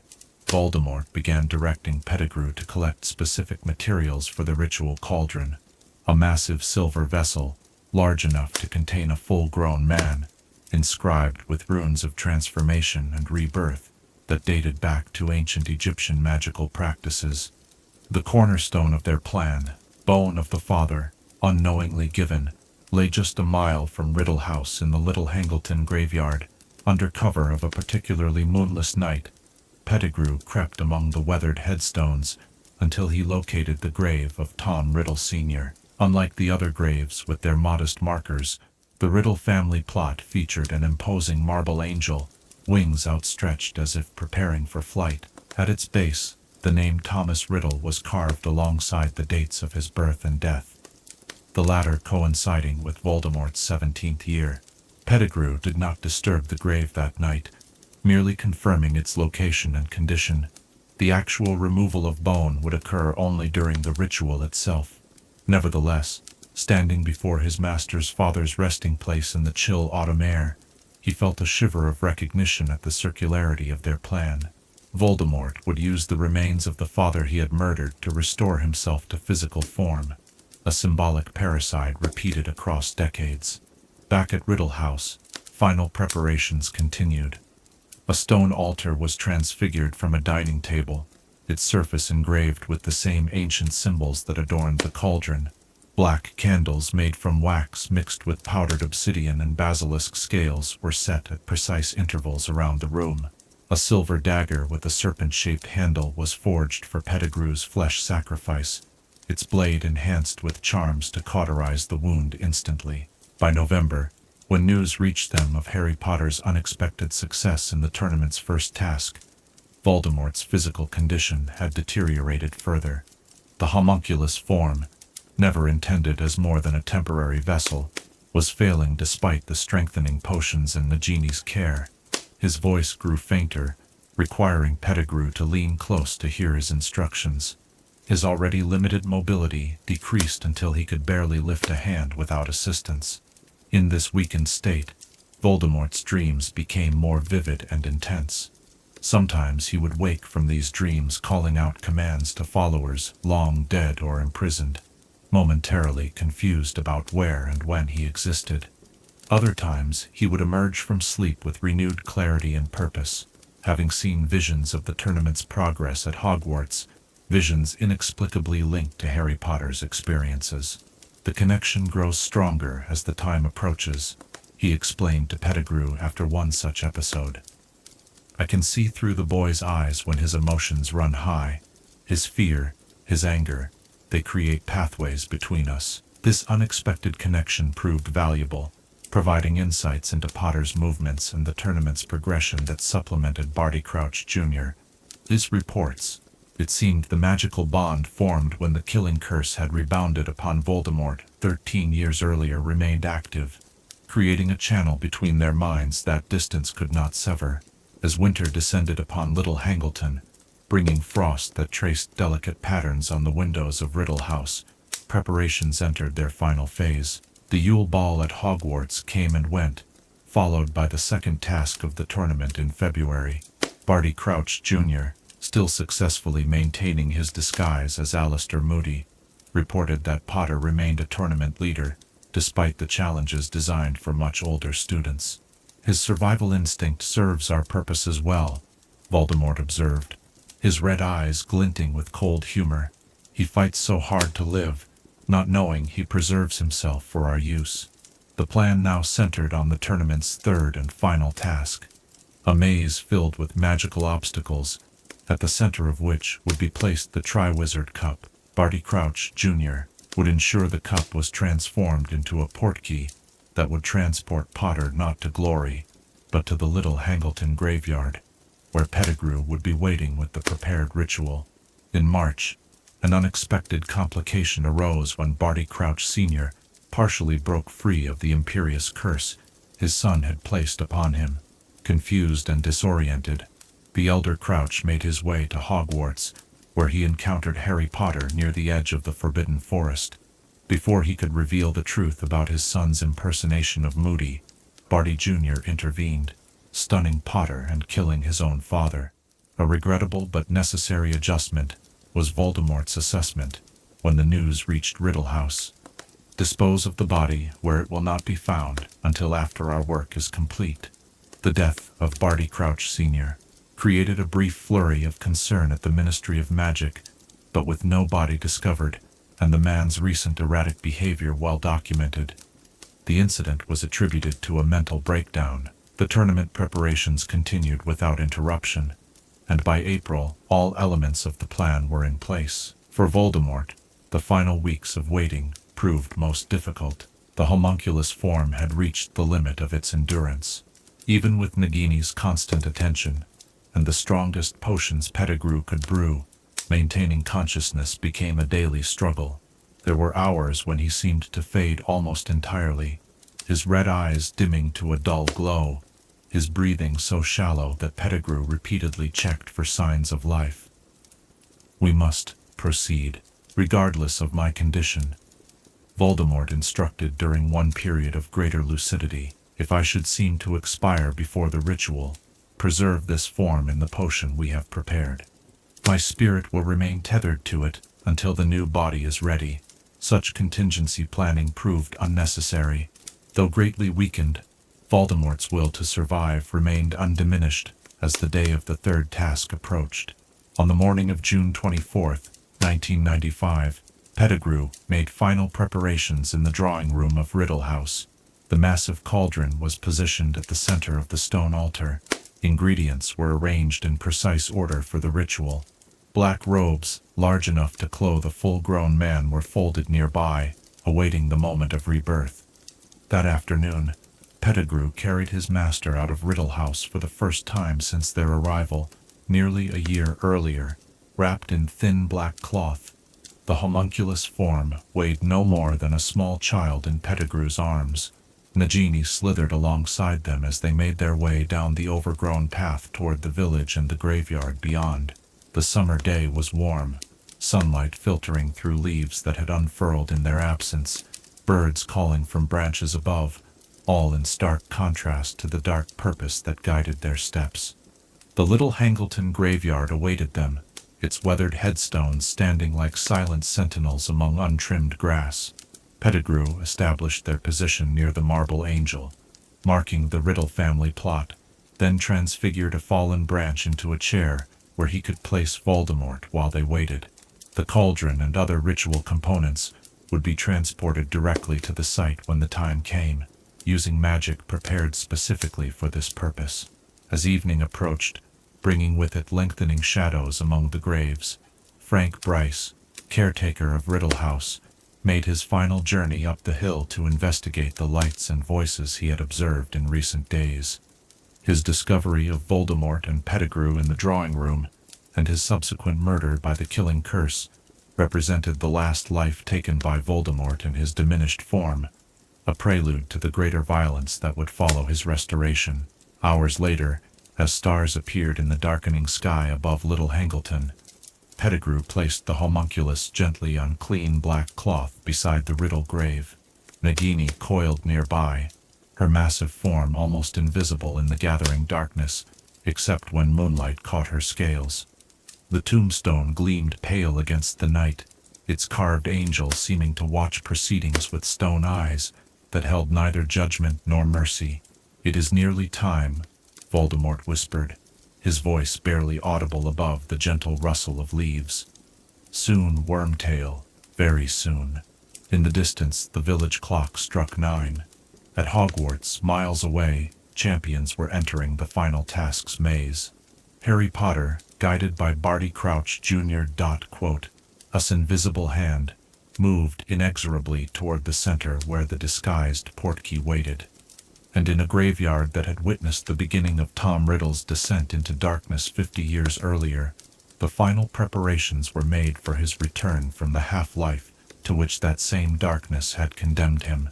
As you drift toward dreams, consider the symmetry of Voldemort's choice to use his father's house and remains for his rebirth. What does it reveal about the nature of hatred that even in his quest for a new beginning, he remained tethered to the very origin of his rage? And is there perhaps a deeper truth in this circular journey, that in returning to the source of our wounds, we may find either healing transformation or the endless repetition of our most destructive patterns? Chapter 7. Barty Crouch Jr. Set deception. Sometimes the most dangerous deceptions are those that hide in plain sight, concealed beneath layers of expectation and assumption.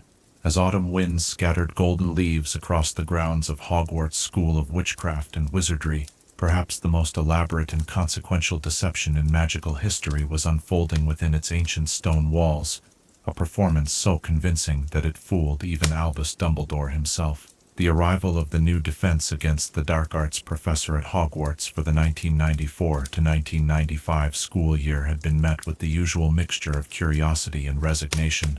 The position was notorious for its high turnover rate, with no instructor lasting more than a single academic year in living memory. The latest appointment, Alastor Mad-Eye Moody, was a celebrated former Auror whose capture of numerous dark wizards had made him a legend within the Ministry of Magic. His appearance, with a magical eye that could see through walls, a wooden leg, and a face marked by countless battle scars, perfectly matched his reputation for paranoia and vigilance. Students and staff alike found themselves both fascinated and unnerved by Professor Moody's gruff demeanor and unorthodox teaching methods. His dramatic classroom demonstrations, including the controversial decision to show fourth-year students the unforgivable curses, generated whispered conversations in common rooms and concerned discussions among faculty.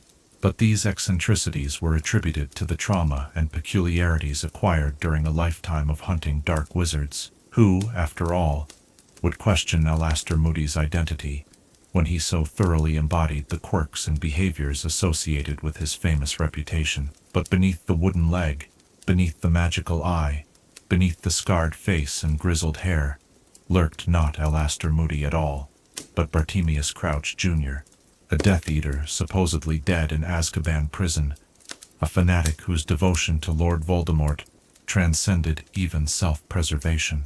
The path that brought Barty Crouch Jr. to this masterful deception began years earlier, in the aftermath of Voldemort's fall.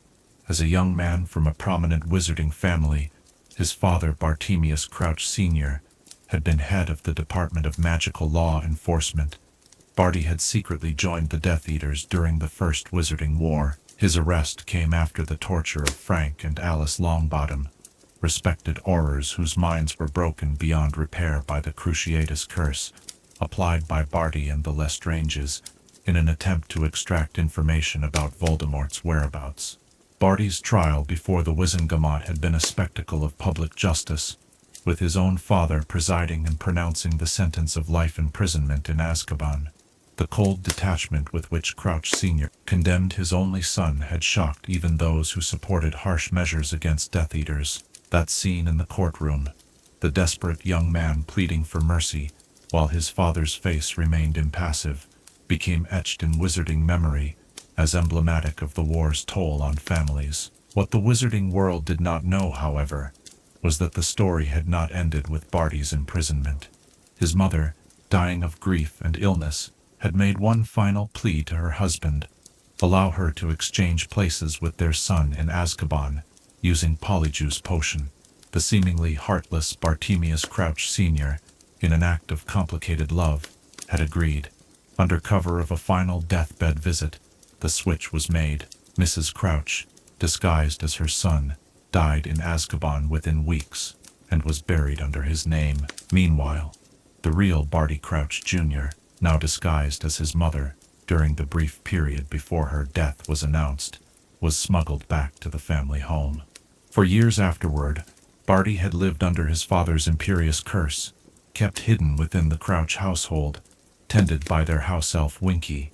The once proud ministry official became skilled at maintaining two lives: his public persona as the stern, rule-abiding head of international magical cooperation, and his private existence as the jailer of his own son, whom he kept invisible under an invisibility cloak and constantly subjugated through magic. This uneasy arrangement persisted until the Quidditch World Cup in August 1994, when Barty, brought to the event by his father as a rare reward for good behavior and guarded by the house elf Winky, managed to partially break free of the imperious curse. Finding a wand, he cast the dark mark into the night sky above the campsite, announcing to any who understood its significance that the Death Eaters were not all gone, that loyalty to Lord Voldemort still burned in some hearts. The chaos of that night, provided the opportunity for a message to reach Barty from Peter Pettigrew, who had learned of his continued existence through careful questioning of various ministry employees under magical influence. The message was simple: the Dark Lord was returning, and required faithful service. For Barty, who had endured years of magical imprisonment with his devotion to Voldemort undiminished, this summons represented salvation. Within days he had fully overcome his father's imperious curse, subdued Crouch Sr. with the same spell, and traveled to Little Hangleton to reunite with his master. The plan they devised together was audacious. Barty would capture Alastor Moody, who had been recruited to teach at Hogwarts, and take his place using Polyjuice Potion. From this position, he would manipulate the Triwizard Tournament to ensure Harry Potter's participation and ultimate delivery to Voldemort for the rebirth ritual. The scheme required not only magical skill but profound psychological insight, the ability to convincingly impersonate a man known for his paranoia and distinctive mannerisms. The capture occurred the night before Moody was due at Hogwarts. Barty attacked the former Auror in his own home, a dwelling famous for its magical security measures and traps designed to catch dark wizards. That Barty succeeded where countless dark wizards had failed spoke to both his magical prowess and the element of surprise.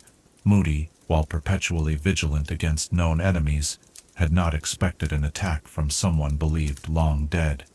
The real Moody was imprisoned in his own magical trunk, a compartmentalized container with a secret chamber in which a prisoner could be kept alive indefinitely.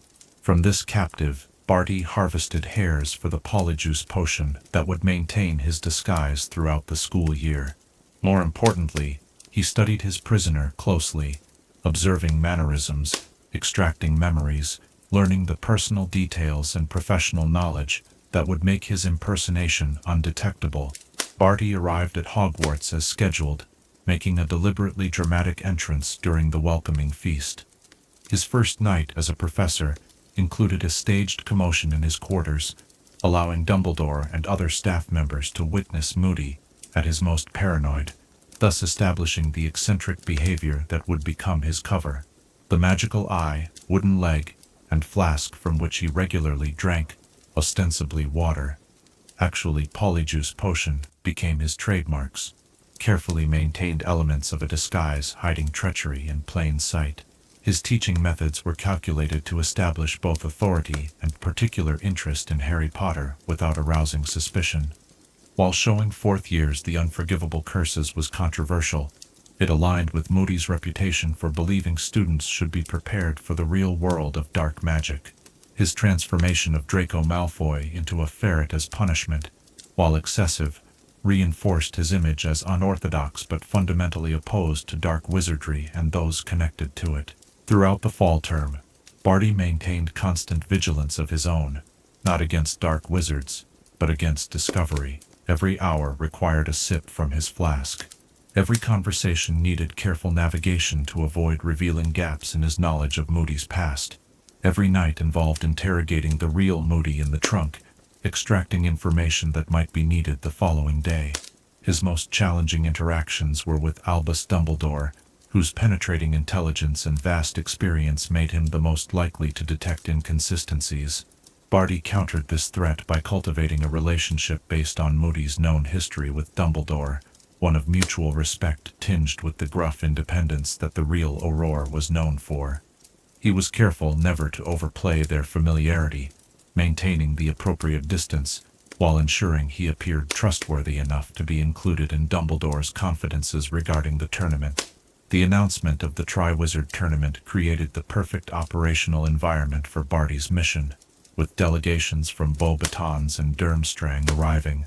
The castle filled with unfamiliar faces, security protocols were altered to accommodate guests. Staff attention was divided between regular teaching duties and tournament preparations. In this atmosphere of controlled chaos, Barty's occasional odd behaviors attracted less notice than they might have during a normal school year. His first significant intervention came on Halloween night, when the Goblet of Fire selected the champions for the tournament. Under cover of darkness the previous evening, Barty had confounded the ancient magical object, causing it to recognize a fourth school non-existent for which Harry Potter would be the sole eligible candidate. When Potter's name emerged from the goblet, after the 3 legitimate champions had been selected, the resulting controversy provided perfect cover for Barty's continued machinations. With Potter now an unwilling participant in the tournament, Barty implemented the second phase of his plan, guiding the boy through the tasks while appearing to simply be a concerned professor. He arranged for Hagrid to show Harry the dragons for the first task, seemingly by coincidence. He offered oblique advice about using Potter's flying skills to overcome this challenge. After Harry's successful completion of the task, Barty focused on the second challenge, helping Potter solve the Golden Egg's clue by suggesting he take it to the bath, knowing that underwater its screeching would transform into an intelligible message about the Black Lake task. Throughout these months, Barty maintained regular communication with Voldemort and Pettigrew at Riddle House through coded messages carried by unremarkable owls. He reported on Potter's progress, on Dumbledore's activities, on the shifting dynamics among the staff as the tournament unfolded. Each message was written in a cipher that appeared to be routine ministry correspondence if intercepted, with the true meaning revealed only through a complex charm known to Death Eaters during the First War. Winter passed into spring, and with it came the most dangerous phase of Barty's mission. Increasingly his father, still under the imperious curse, but occasionally breaking free for brief periods, became a liability. Barty kept him imprisoned at home, making excuses for his absence from public duties by claiming illness. Periodically, he would return to the Crouch residence to strengthen the curse and ensure his father remained controlled. The situation reached a crisis point in late May, when Crouch Sr. escaped his son's control entirely. Disoriented but determined, the older Crouch made his way to Hogwarts, desperate to warn Dumbledore about his son's deception and Voldemort's return. It was only chance that brought him first into contact with Harry Potter and Victor Krum near the edge of the Forbidden Forest. Barty, alerted by the Marauder's map he had borrowed from Harry Potter under the guise of examining it for dark magic, located his father before he could reach Dumbledore. In a secluded section of forest, Barty stunned Krum, modified Potter's memory, and committed the act that crossed a final moral threshold, the murder of his own father. The body was transfigured into a bone and buried in the freshly turned earth of Hagrid's garden, where the groundskeeper's recent digging provided convenient cover. With this threat eliminated, Barty focused entirely on the tournament's third task, a maze filled with magical obstacles, at the center of which waited the Triwizard Cup. In the weeks before the event, he patrolled the growing hedges, strategically removing the most dangerous obstacles from Potter's likely path, while enhancing those that might impede the other champions. The night before the task, he transformed the cup into a portkey that would transport Potter not to glory at the entrance of the maze, but to the Little Hangleton graveyard where Voldemort awaited. On the evening of the third task, as champions entered the maze under the eyes of a cheering crowd, Barty maintained his performance flawlessly. He patrolled the maze's perimeter alongside other staff members, his magical eye allowing him to track Potter's progress through the towering hedges. When opportunity presented itself, he stunned the Durmstrang champion Victor Krum and placed him under the Imperious Curse, using him as a proxy to attack Cedric Diggory and clear Potter's path to victory. The plan nearly unraveled when Potter and Diggory reached the cup simultaneously, demonstrating unexpected sportsmanship by agreeing to take hold of it together. This unforeseen development meant that not one but 2 Hogwarts students would be transported to the graveyard, a complication that would ultimately cost Diggory his life. As the portkey activated and the champions vanished, Barty experienced a moment of triumphant exhilaration that momentarily cracked his careful facade. His mission, conducted over months of meticulous deception, had succeeded. The boy who lived had been delivered to the Dark Lord. The rebirth would proceed as planned. After 13 years of waiting in Azkaban, under his father's curse, and now behind Moody's face, Barty had fulfilled his purpose as the faithful servant. What followed was perhaps the most challenging period of his deception, maintaining the role of concerned professor, while internally celebrating his success. When confusion erupted over the champion's disappearance, Barty joined the search parties with appropriately grave concern. As minutes stretched into an hour with no sign of Potter or Diggory, he navigated the growing panic among staff and spectators, while inwardly counting the moments until Voldemort's ritual would be complete. The reappearance of Harry Potter at the edge of the maze, clutching both the cup and Diggory's lifeless body, triggered the final phase of Barty's mission. Amid the chaos and horror of the moment, he moved quickly to separate Potter from the crowd, guiding the traumatized boy away from the gathering, not to protect him, as everyone assumed, but to finish what the graveyard ritual had begun. If Potter had somehow escaped Voldemort, Barty would complete the task himself. In his office, as Potter recounted the events in the graveyard, Voldemort's rebirth, the summoning of Death Eaters, the duel that had somehow allowed the boy to escape, Barty found his careful control slipping. The triumph of his master's return, the failure of Potter to die as intended, and the imminent end of his long deception, combined to create a dangerous emotional instability. For the first time, the mask of Allah, Store Moody, began to show cracks as Barty revealed too much interest in Voldemort's return, asked too many specific questions about Death Eaters present, and ultimately made the fatal error of removing Harry's wand from his possession rather than returning it. This last action, contradicting everything known about the real Moody's philosophy of constant vigilance, alerted the arriving Dumbledore to the deception. The headmaster, accompanied by Professors McGonagall and Snape, stunned the false Moody before he could harm Potter. What followed was the unraveling of months of careful artifice. Snape administered Veritaserum. The magical trunk was opened to reveal the real Moody imprisoned inside, and the effects of Polyjuice Potion faded to reveal Barty Crouch Jr. C's true face for the first time in nearly a year. Under the influence of the Truth Potion, Barty confessed everything: his escape from Azkaban, years under his father's imperious curse, communication with Voldemort, the plot involving the Triwizard Tournament, and his father's murder. His narrative, delivered with the unsettling combination of forced honesty and fanatic pride, revealed not just the mechanics of the plot, but the depths of his devotion to the Dark Lord, a loyalty that had endured imprisonment, subjugation, and the corrupting effects of dark magic. In his final moments of consciousness at Hogwarts, as the effects of Veritaserum began to wane, Barty experienced neither remorse nor fear, but a transcendent sense of accomplishment. He had served his master faithfully. He had facilitated the Dark Lord's return. Whatever happened to him now, even the Dementor's kiss, which indeed awaited him when Minister for Magic Cornelius Fudge arrived, was inconsequential compared to the knowledge that Lord Voldemort lived again. The following morning, as dawn light filtered through windows across a school still reeling from the previous night's tragedy, a Dementor glided into the office where Barty was held. With Fudge's authorization but without Dumbledore's consent, the creature performed its dreadful kiss, sucking out Barty's soul and leaving behind an empty shell, a body that breathed but housed no consciousness, no memory, no capacity for thought or feeling.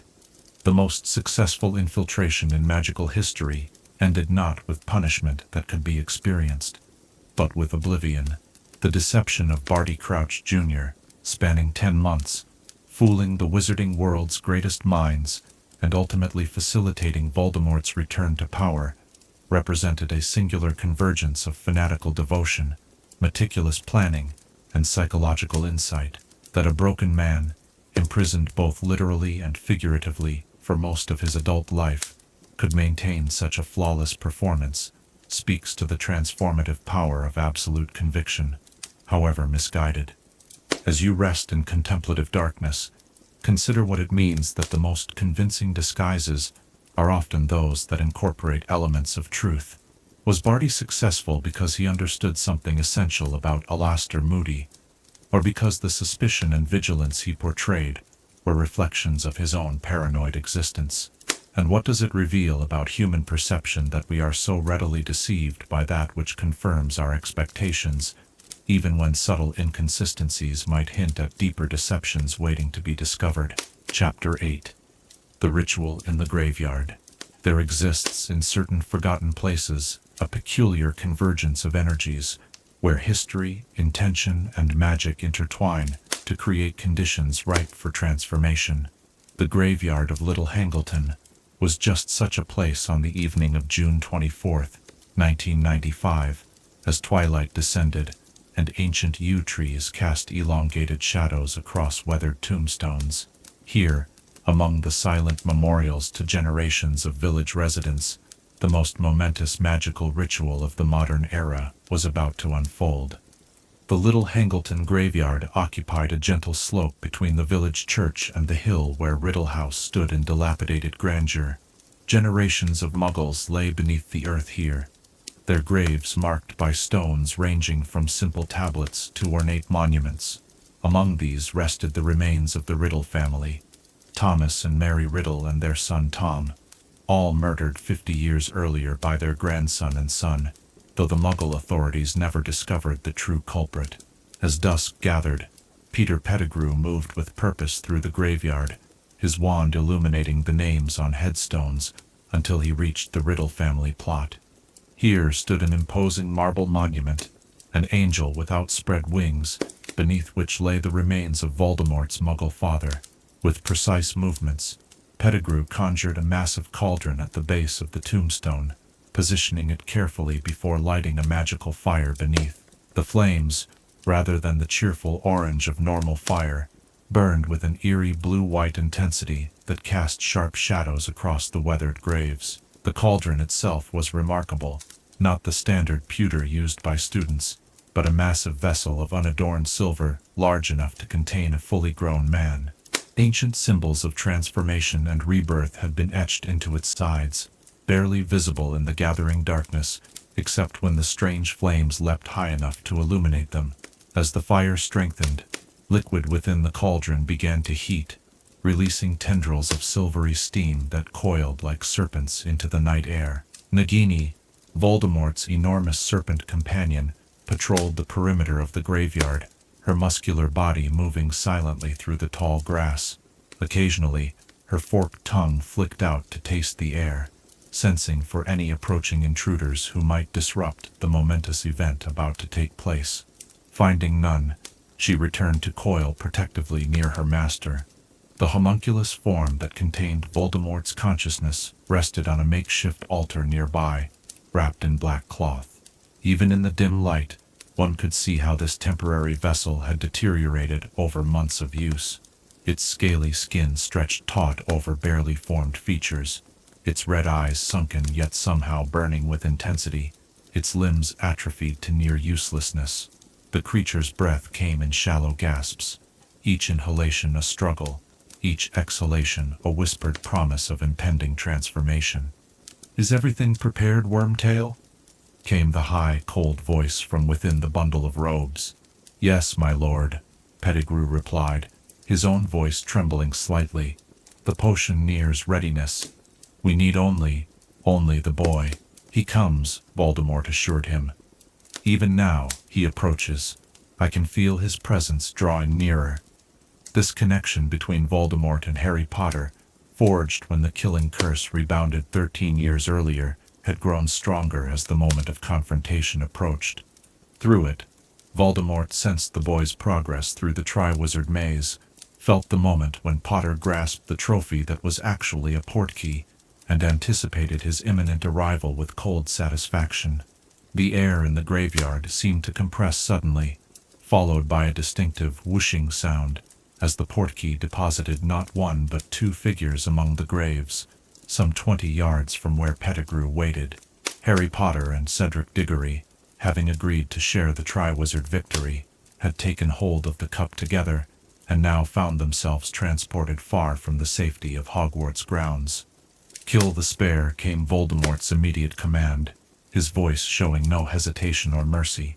What followed happened with terrible swiftness.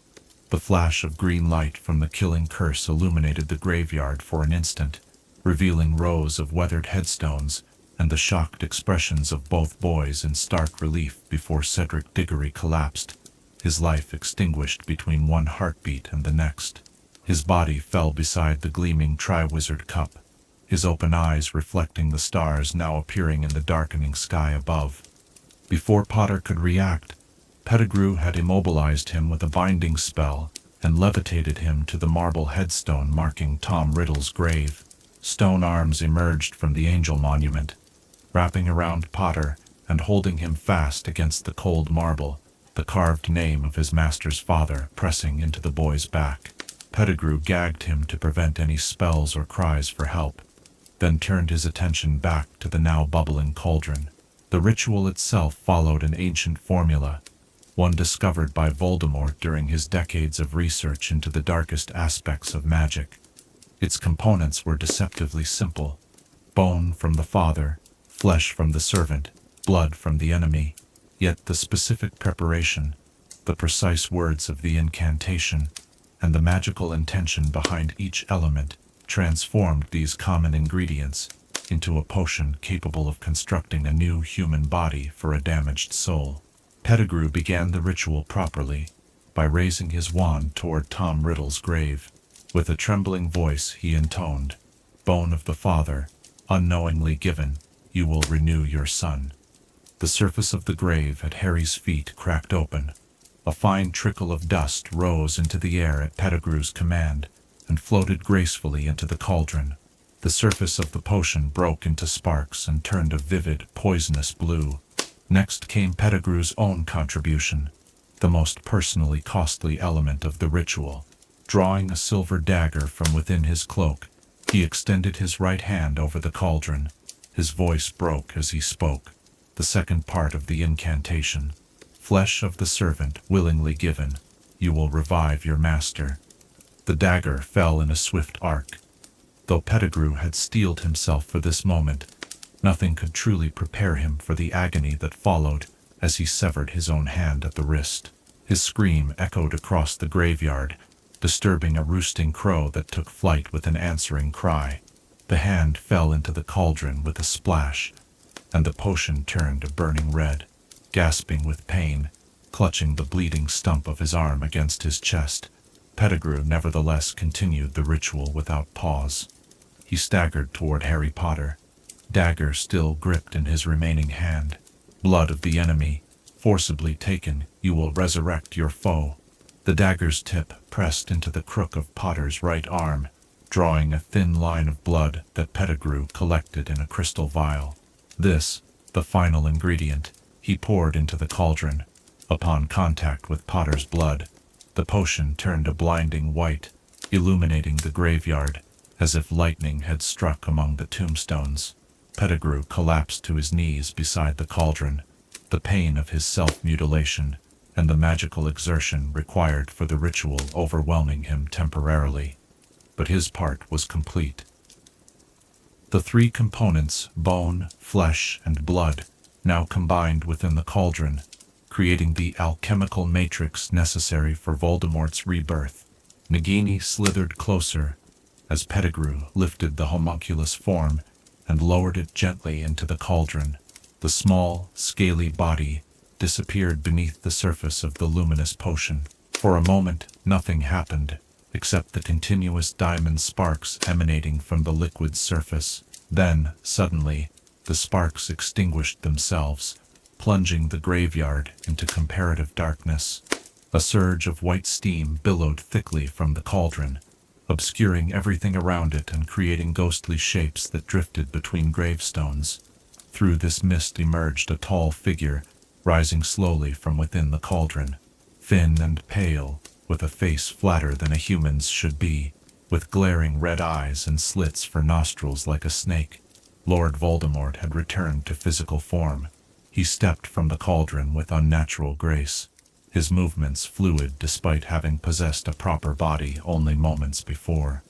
"Robe me," he commanded, and Pettigrew, still sobbing from pain, struggled to his feet to drape black robes over his master's pale form. Voldemort stood motionless for a moment, examining his new body with an expression of cold satisfaction. Long-fingered hands turned before red eyes, pale skin stretched over newly formed muscles flexed experimentally. The The body was not as he had been before his fall. The snake-like features remained from his years of dark magical transformation, but it was fully functional, powerful, and most importantly, his own. His first action in this restored form was to draw a yew wand from Pettigrew's robes, not his original wand, which had been lost at Godric's Hollow, but a new one procured specifically for this moment. The yew matched his first wand, though the core was different. As his fingers closed around it, red sparks shot from its tip, illuminating his satisfied expression. "Hold out your arm," he instructed Pettigrew, who extended his bleeding stump with a whimper of anticipation. The other arm, Wormtail. When Pettigrew reluctantly offered his left arm, Voldemort pushed back the sleeve to reveal the dark mark, a skull with a serpent protruding from its mouth, tattooed on the inner forearm. Once merely a faded outline, the mark now burned black against Pettigrew's skin. Voldemort pressed a long white finger to this symbol, causing Pettigrew to gasp in pain as the mark turned jet black. The air seemed to throb with dark energy as Voldemort activated the magical connection between himself and his scattered followers. The dark mark on the arm of every living Death Eater, whether in hiding, in prison, or having renounced their former allegiance, would now burn, summoning them to their reborn master's side. This was more than a call. It was a test of loyalty, a sorting of the faithful from the fallen. While waiting for his followers to respond, Voldemort turned his attention to Harry Potter, still bound to the headstone. With casual cruelty, he directed a Cruciatus curse at the boy, watching dispassionately as Potter writhed in agony against his stone restraints. This was merely a prelude, a minor amusement while awaiting the arrival of witnesses to his triumph. Within minutes, the first Death Eaters began to appear, materializing out of thin air with the distinctive crack of apparition. Each wore the long black robes and hood associated with Voldemort's followers, their faces concealed behind silver masks. They approached cautiously, forming a circle around their master with gaps where absent members should have stood. One by one, they fell to their knees and crawled forward to kiss the hem of Voldemort's robes before retreating to their positions in the circle. Their movements displayed a mixture of fear and reverence, joy at their master's return tempered by dread at how he might punish their years of absence. "Welcome, Death Eaters," Voldemort greeted them, his high, cold voice carrying easily in the night air. 13 years since we last met, yet you answer my call as if it were yesterday. We are still united under the dark mark, then, or are we? What followed was a masterclass in psychological manipulation as Voldemort addressed his followers individually, naming those absent, some in Azkaban, others dead, and a few who had fled permanently, and questioning the loyalty of those present. He reminded them how quickly they had abandoned him after his fall, how readily they had claimed bewitchment or coercion when arrested, how comfortable they had become in his absence. "And here we have 6 missing Death Eaters," he continued, gesturing to the gaps in the circle. "3 dead in my service. 1 too cowardly to return. He will pay. 1 who I believe has left me forever. He will be killed, of course. And 1 who remains my most faithful servant, and who has already re-entered my service." This last reference to Barty Crouch Jr., still at Hogwarts maintaining his disguise as Alastor Moody, was delivered with particular satisfaction. Through Crouch's efforts, the complex plan that had brought Harry Potter to this graveyard had succeeded. Voldemort acknowledged this service before turning to reward Pettigrew for his role in the ritual. With a casual flick of his wand, Voldemort conjured a stream of liquid silver that attached itself to Pettigrew's bleeding wrist. The silvery substance molded itself into the shape of a human hand, gleaming in the moonlight, before solidifying. Pettigrew's sobs of pain transformed into gasps of wonder as he flexed the perfectly functional silver appendage, then fell to his knees in gratitude. Having addressed his followers and rewarded his servant, Voldemort turned his full attention to Harry Potter. He released the boy from the tombstone's embrace, but kept him disarmed and surrounded by Death Eaters. What followed was not simply torture or attempted murder, but a methodical dismantling of the narrative that had grown around the boy who lived. Voldemort explained to his assembled followers how he had fallen 13 years ago, not through any special power of Harry Potter, but through an ancient magic invoked by Lily Potter's sacrificial death. He described how the protection this sacrifice had created now flowed in his own veins, thanks to using Potter's blood in the resurrection ritual.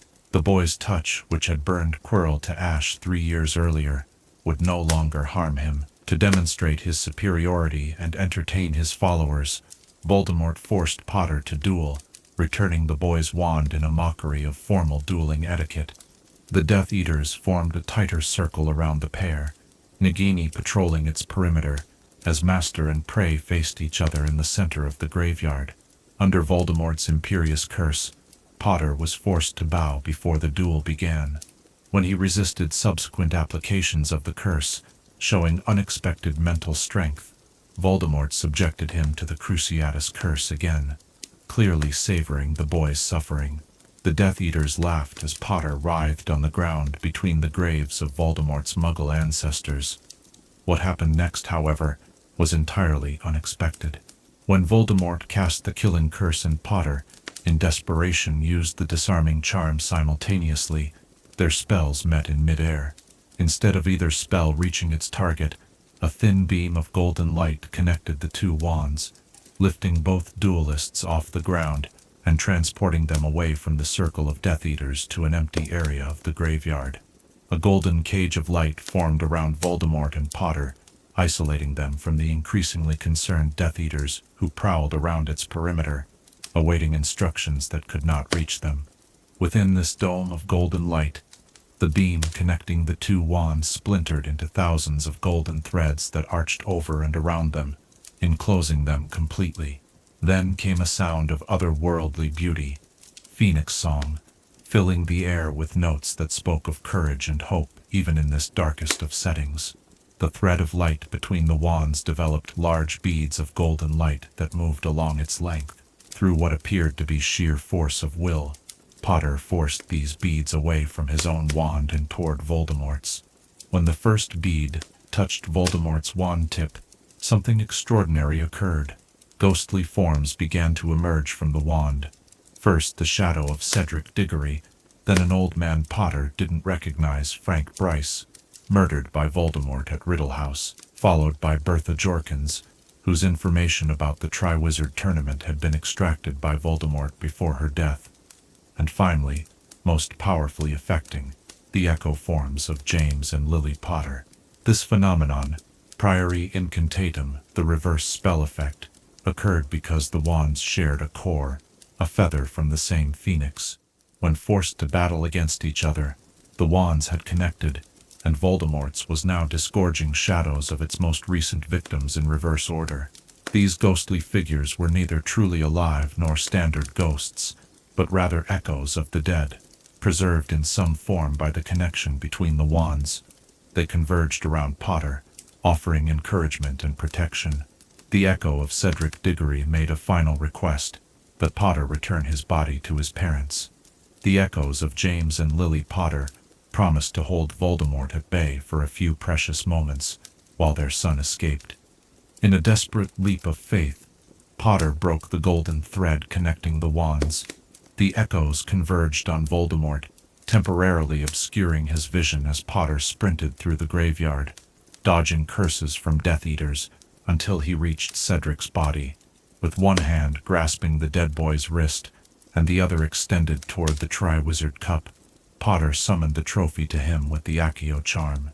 As his fingers closed around the handle, the portkey activated again, pulling both living boy and dead companion back to Hogwarts. In the graveyard, Voldemort's scream of fury echoed across the valley of Little Hangleton. The golden cage of light had vanished, the phoenix song silenced, the echoes of his victims dispersed into the night air.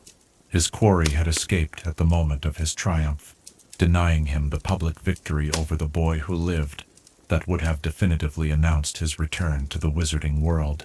Yet, despite this setback, the primary objective had been achieved. Lord Voldemort stood once more in physical form, surrounded by his followers, his powers restored. The Death Eaters, though shaken by the unexpected turn of events with the connected wands, nevertheless witnessed their master's rebirth and received his commands for the silent war that would now begin.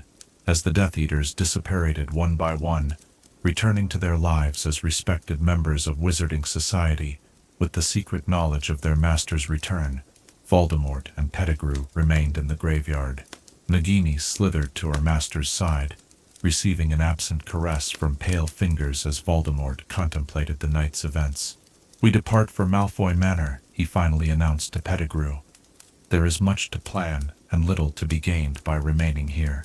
With a last contemptuous glance at the Riddle family gravestone, Voldemort disapparated, taking Nagini with him through a specialized form of magical transportation that could accommodate the massive serpent. Pettigrew followed moments later, leaving behind only disturbed earth, the cooling embers of the magical fire, and the empty cauldron as evidence of the momentous transformation that had occurred. In the silent graveyard, moonlight illuminated the angel statue above Tom Riddle's now violated grave. The marble wings which had witnessed both murder and rebirth this night cast shadows across names and dates carved in stone, a family line ended by the very descendant who had now used his father's remains to restore himself to life. As you drift towards sleep, consider the profound irony that Voldemort, who rejected his Muggle heritage so completely that he constructed an entirely new identity to escape it, nevertheless required his father's literal substance to achieve his rebirth. Does this suggest that we can never truly sever ourselves from our origins, that even in transformation we carry forward elements of what we most wish to leave behind? And what might it mean that the ritual required not just opposition in the form of enemy's blood, but also willing sacrifice from a servant, that even the darkest magic demands a form of love, however twisted, to achieve its ends? Chapter 9. The Circle Reunites. In the darkest hours of night, when stars glimmer like distant memories against the velvet sky, old promises sometimes return to claim their due. Within the magical world, perhaps no bonds were more terrible than those that connected Lord Voldemort to his followers, the Death Eaters whose loyalty had once been sealed with a magical mark, and whose circle now reformed around their resurrected master. The dark mark burned black against pale skin as Lord Voldemort pressed his finger to Peter Pettigrew's forearm in the Little Hangleton graveyard. This activation sent a magical summons rippling outward across Britain and beyond, reaching every surviving bearer of the Skull and Serpent brand. For those who had spent 13 years believing their master gone forever, the sudden burning was more than physical pain. It was the return of a nightmare they had convinced themselves was over. Within minutes, the first distinctive cracks of apparition broke the graveyard's silence. Dark figures materialized out of the night air, each wearing the long black robes and silver masks that had struck terror into the wizarding community during Voldemort's first rise to power. They moved with uncertainty, their postures revealing mixtures of fear, disbelief, and in some cases, reluctant joy as they formed a circle around the pale figure standing beside Tom Riddle's desecrated grave. "Welcome, my friends," Voldemort greeted them, his high, cold voice carrying easily in the night air. 13 years since we last met. Yet you answer my call as if it were yesterday. His red eyes surveyed the circle, noting the significant gaps where absent members should have stood. Some were dead, others imprisoned in Azkaban, and a few had chosen not to answer the call, decisions that would have dire consequences. The circle was incomplete, diminished from its former strength, but it represented the core from which Voldemort would rebuild his army. Each Death Eater approached their master in turn, falling to their knees to kiss the hem of his robes, before retreating to their position in the circle. This act of obeisance, once practiced with pride, now carried additional weight. It was both reaffirmation of old vows and tacit apology for years of apparent abandonment. Lucius Malfoy, his white blonde hair visible beneath his hood, knelt with practiced grace that failed to entirely mask his tension. As one of the most prominent wizards to have claimed bewitchment after Voldemort's fall, he had the most to fear from his master's judgment.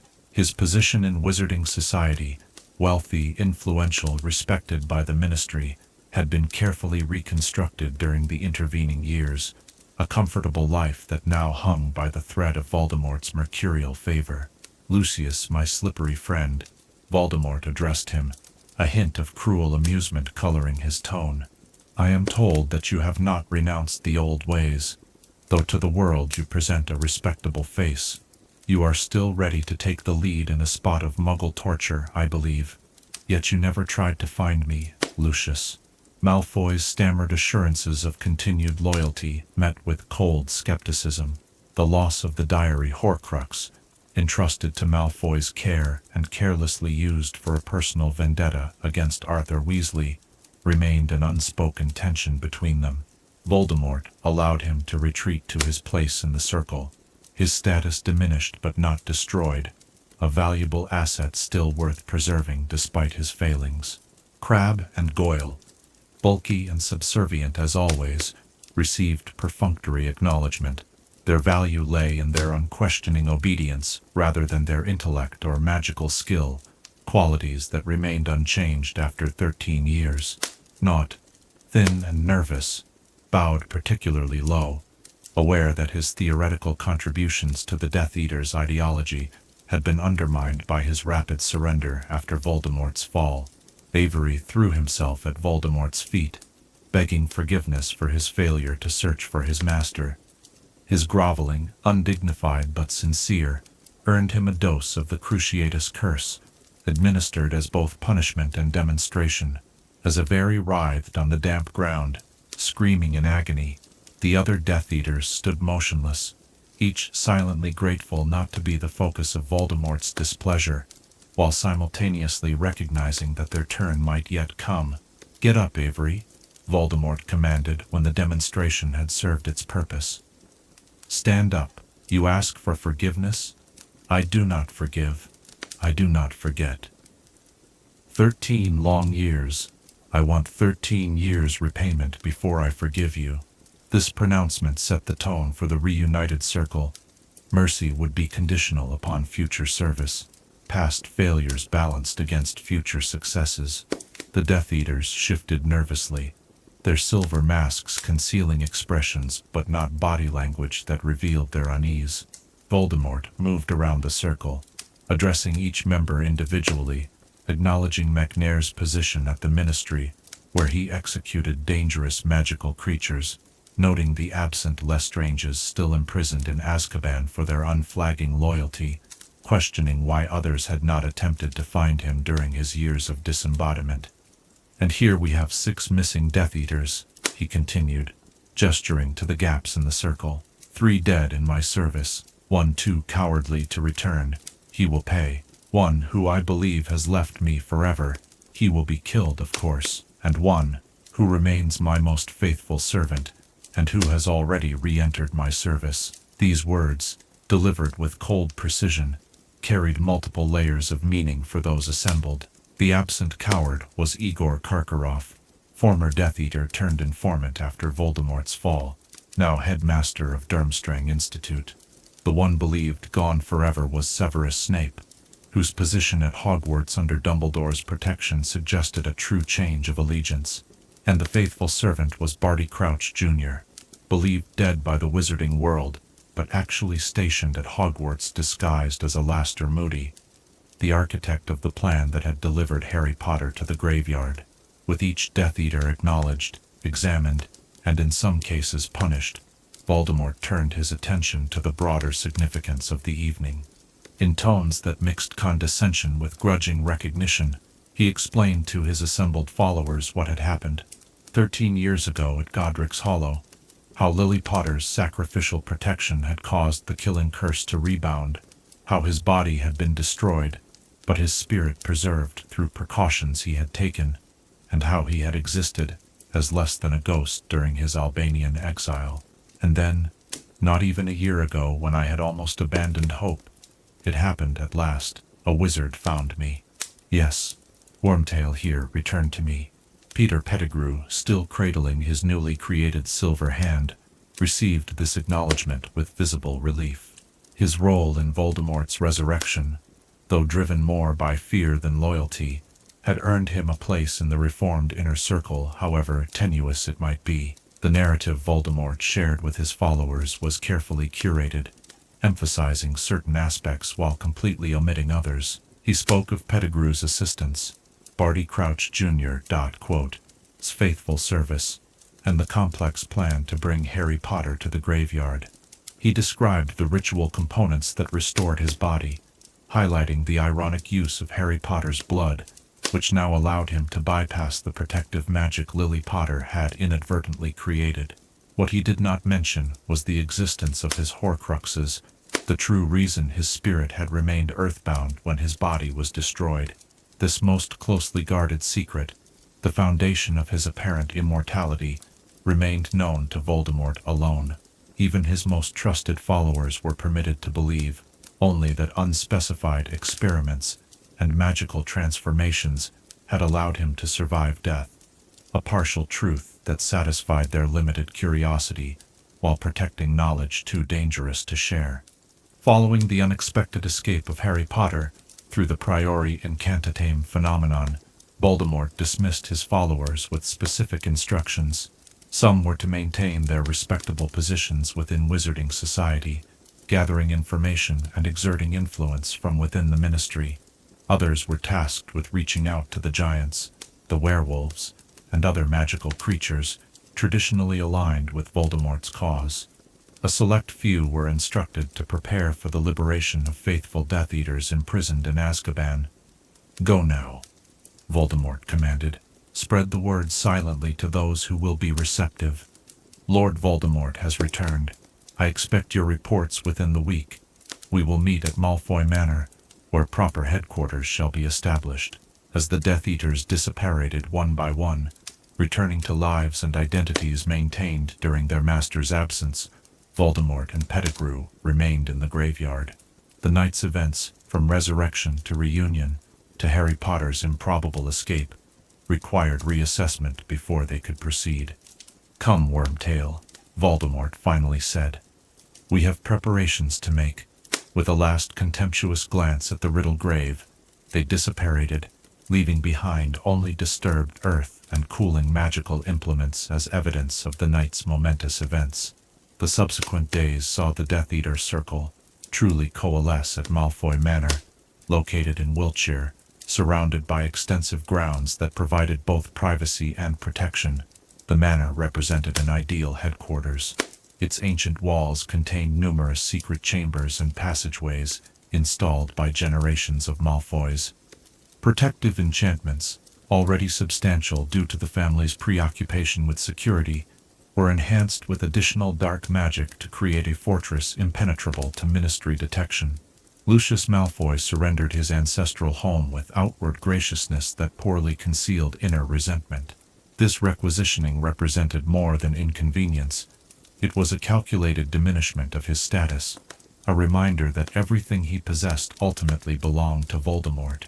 The manor's elegant drawing rooms, once used for hosting influential ministry officials, now witnessed the planning of those same officials' eventual overthrow. Narcissa Malfoy, never officially a Death Eater but fully aware of her husband's allegiances, adapted to their home's new purpose with cold efficiency. She supervised house elves in preparing guest chambers for Death Eaters who needed accommodation, arranged for discreet food deliveries that wouldn't attract attention, and maintained the appearance of normal aristocratic life to any outside observers. Her composed exterior revealed nothing of whatever turmoil she might feel at having the Dark Lord installed as a permanent guest in her home. Draco Malfoy, returning from Hogwarts for the summer holiday, found himself suddenly elevated in status among certain peers, while simultaneously exposed to realities of Death Eater service his father had previously shielded him from. His childhood, boasting about his family's dark connections, confronted the sobering truth of what those connections actually entailed. Not the glamorous power he had imagined, but brutal subjugation to a master who viewed even his most valuable followers as disposable tools. The first full gathering at Malfoy Manor occurred approximately 1 week after the graveyard resurrection. Death Eaters who had been present at that initial reunion were joined by additional supporters, those who had not been marked with the Dark Mark during the First War, but had nonetheless sympathized with Voldemort's pure blood ideology, and now saw opportunity in aligning themselves with his return. The manor's expansive dining hall, its long table capable of seating 30, provided an appropriately impressive setting for this gathering. Crystal chandeliers illuminated ancestral portraits that observed proceedings with painted expressions of haughty approval. House elves circulated silently, serving food and drink with the invisible efficiency their kind was valued for. To casual observation, it might have appeared merely an exclusive dinner party for Britain's magical elite. Voldemort, seated at the head of the table in what had previously been Lucius Malfoy's place, surveyed his growing assembly with cold satisfaction. The initial circle from the graveyard had expanded, connections re-established, and preliminary missions assigned. Reports now came in from various sectors of Wizarding Society, each contributing to a comprehensive understanding of the current political landscape. "Fudge remains oblivious," reported Walden McNair, who maintained his position as an executioner at the Department for the Regulation and Control of Magical Creatures. "He has publicly denied all claims of your return, my lord, calling Potter's account delusional and Dumbledore senile for supporting it." This information drew appreciative murmurs from around the table. Cornelius Fudge's refusal to acknowledge Voldemort's return despite eyewitness testimony represented an unexpected advantage, creating division within the very community that would need unity to effectively oppose the Death Eaters. "Excellent," Voldemort replied. "Lucius, continue your influence over Fudge. Encourage his distrust of Dumbledore. The longer the Ministry remains in denial, the more time we have to gather strength unimpeded." As the gathering progressed, various followers reported on their assigned tasks. Contacts had been established with giant colonies in the mountains of Eastern Europe. Werewolf communities, resentful of Ministry restrictions championed by Dolores Umbridge, were being approached through Fenrir Greyback's connections. Foreign wizards, sympathetic to pure blood ideology, were quietly sounding out potential international support. The most sensitive discussion concerned the liberation of imprisoned Death Eaters, particularly the Lestranges. Bellatrix, Rodolphus, and Rabistan Lestrange, along with several other loyal followers, remained in Azkaban, where they had been sent after Voldemort's fall. Despite the removal of Dementors from direct guard duty following security reforms, the prison remained one of the most heavily protected magical locations in Britain. "The liberation must wait," Voldemort decreed after considering various proposed plans. "We will free our faithful from Azkaban, but only when we have thoroughly infiltrated the Department of Magical Law Enforcement. A premature attempt would alert the Ministry to our organizational strength." This decision, while disappointing to some who wished for immediate action, demonstrated Voldemort's strategic patience, a quality that had evolved during his years of bodiless contemplation. Where once he might have prioritized dramatic displays of power, he now recognized the value of invisibility, of allowing his enemies to fragment through their own denial and disbelief. As the gathering concluded, Voldemort outlined the structure of operations moving forward. The Death Eaters would operate in cells, with limited knowledge shared between groups to protect against infiltration or capture. Regular reports would flow through designated intermediaries to Voldemort himself. Malfoy Manor would serve as central headquarters, with secondary locations established as needed for specific operations. "We are invisible," Voldemort reminded his followers as they prepared to depart. "We move in shadow while the Ministry blinds itself to our existence. We grow stronger while they weaken through internal conflict. When we finally reveal ourselves in full, their capacity to resist will have been thoroughly undermined." In the weeks that followed, this strategy proved remarkably effective. The Daily Prophet, influenced by the Ministry, published increasingly disparaging articles about Harry Potter and Albus Dumbledore. Fudge, guided by Lucius Malfoy's subtle manipulations and his own fear-driven denial, systematically undermined Dumbledore's position and credibility. The wizarding community, Presented with a choice between comfortable denial and the terrifying prospect of Voldemort's return, largely chose the former. Meanwhile, in the shadows, the Death Eater Circle continued its quiet expansion. Former members who had escaped prosecution after the First War were reintegrated. New recruits, primarily from pure-blood families with traditional values, were carefully vetted and introduced to the organization's lower ranks. International connections were cultivated, particularly in Eastern European countries, where Durmstrang Institute's less restrictive approach to the dark arts had created generations of wizards potentially sympathetic to Voldemort's ideology. At the center of this growing web sat Voldemort himself, restored to physical form but transformed by his experiences. The brash terrorizer, who had torn through the wizarding community in the 1970s, had evolved into something more controlled, more patient, more strategically sophisticated. His rage and cruelty remained undiminished, but they were now harnessed to a colder, more calculating intellect shaped by 13 years of helpless observation and contemplation. The circle had reunited, but both it and its master had changed. Old loyalties were being tested, new alliances formed, and the quiet campaign for wizarding domination had begun anew, all while the Ministry of Magic steadfastly refused to see the gathering storm. In private homes across Britain, the dark mark on forearms that had faded to mere shadows during Voldemort's absence now burned black once more, a secret brand connecting those who had returned to their master's service. The Second Wizarding War had begun, even if only one side yet recognized its existence. As you drift towards sleep, consider the nature of circles, how they connect individuals to something larger than themselves, providing both belonging and constraint. What does it reveal about human nature that even those who had built comfortable lives during Voldemort's absence would risk everything to rejoin a master who offered punishment alongside power? And what invisible circles might connect us all, binding us to ideologies and identities that shape our choices in ways we may not fully comprehend? Chapter 10. The Duel in the Graveyard. Moonlight cast long shadows between the weathered headstones of Little Hangleton Graveyard, illuminating a scene that would forever mark a turning point in wizarding history. Lord Voldemort, newly restored to physical form, stood at the center of a circle of masked Death Eaters, his pale skin luminous against the darkness, red eyes fixed upon the bound figure of Harry Potter. The air itself seemed charged with malevolent anticipation, as the Dark Lord prepared to demonstrate his returned power by destroying the boy who had once caused his downfall. "You have been taught how to duel, Harry Potter?"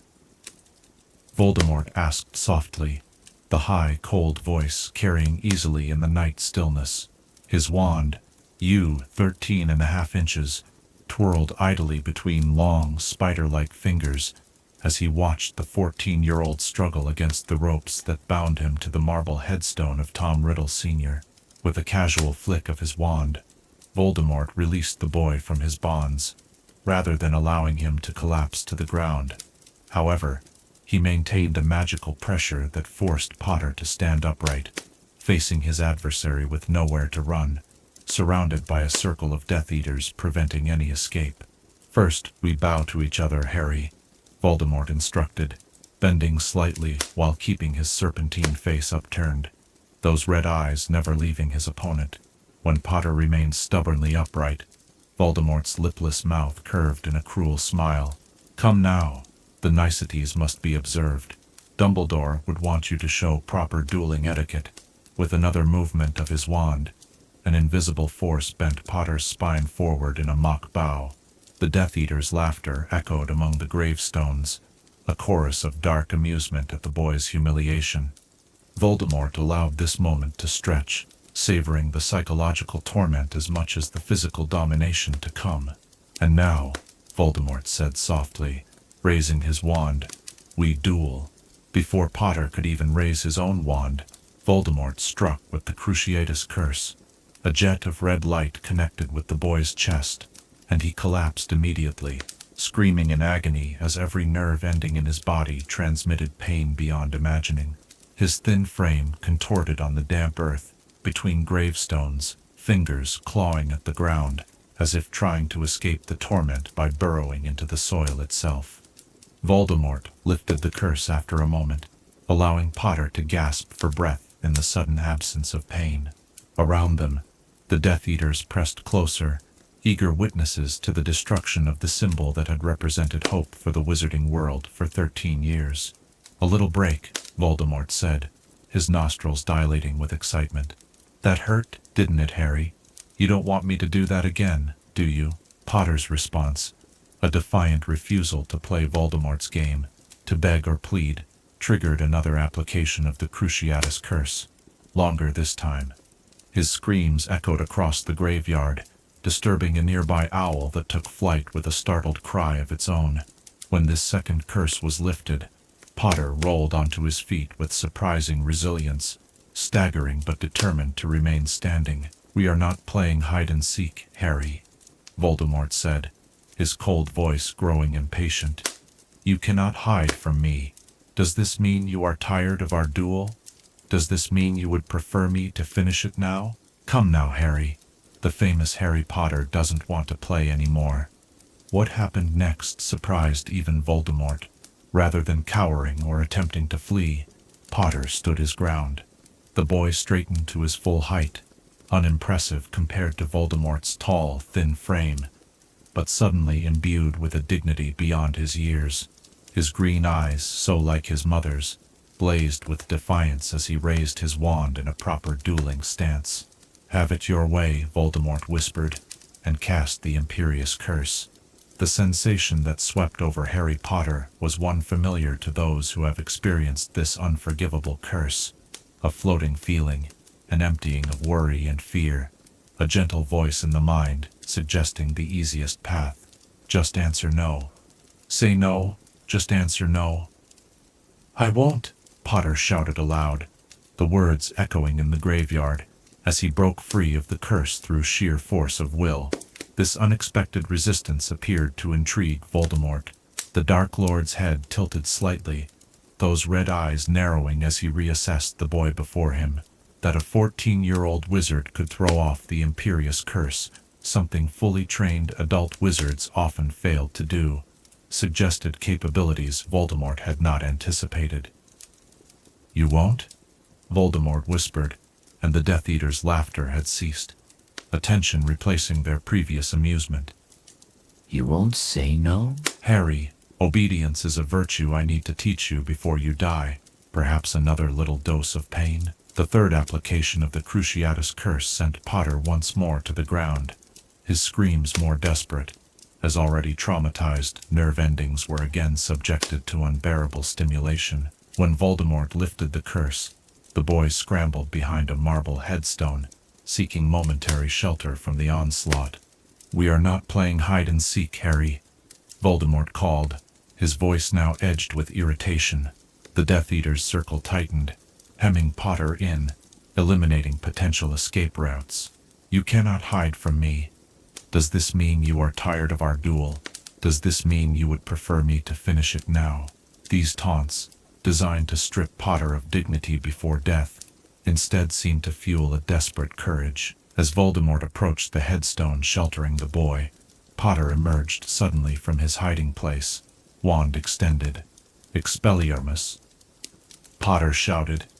At the exact moment Voldemort called, "Avada Kedavra!" The jet of green light from Voldemort's wand collided with the red light from Potter's in midair. Suddenly, both wands vibrated violently, and a narrow beam of golden light connected the two, to the visible shock of both duelists.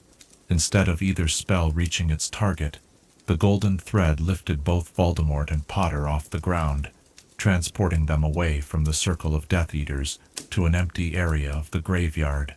A dome of golden light formed around them, isolating duelist and victim from the increasingly concerned Death Eaters who prowled around its perimeter.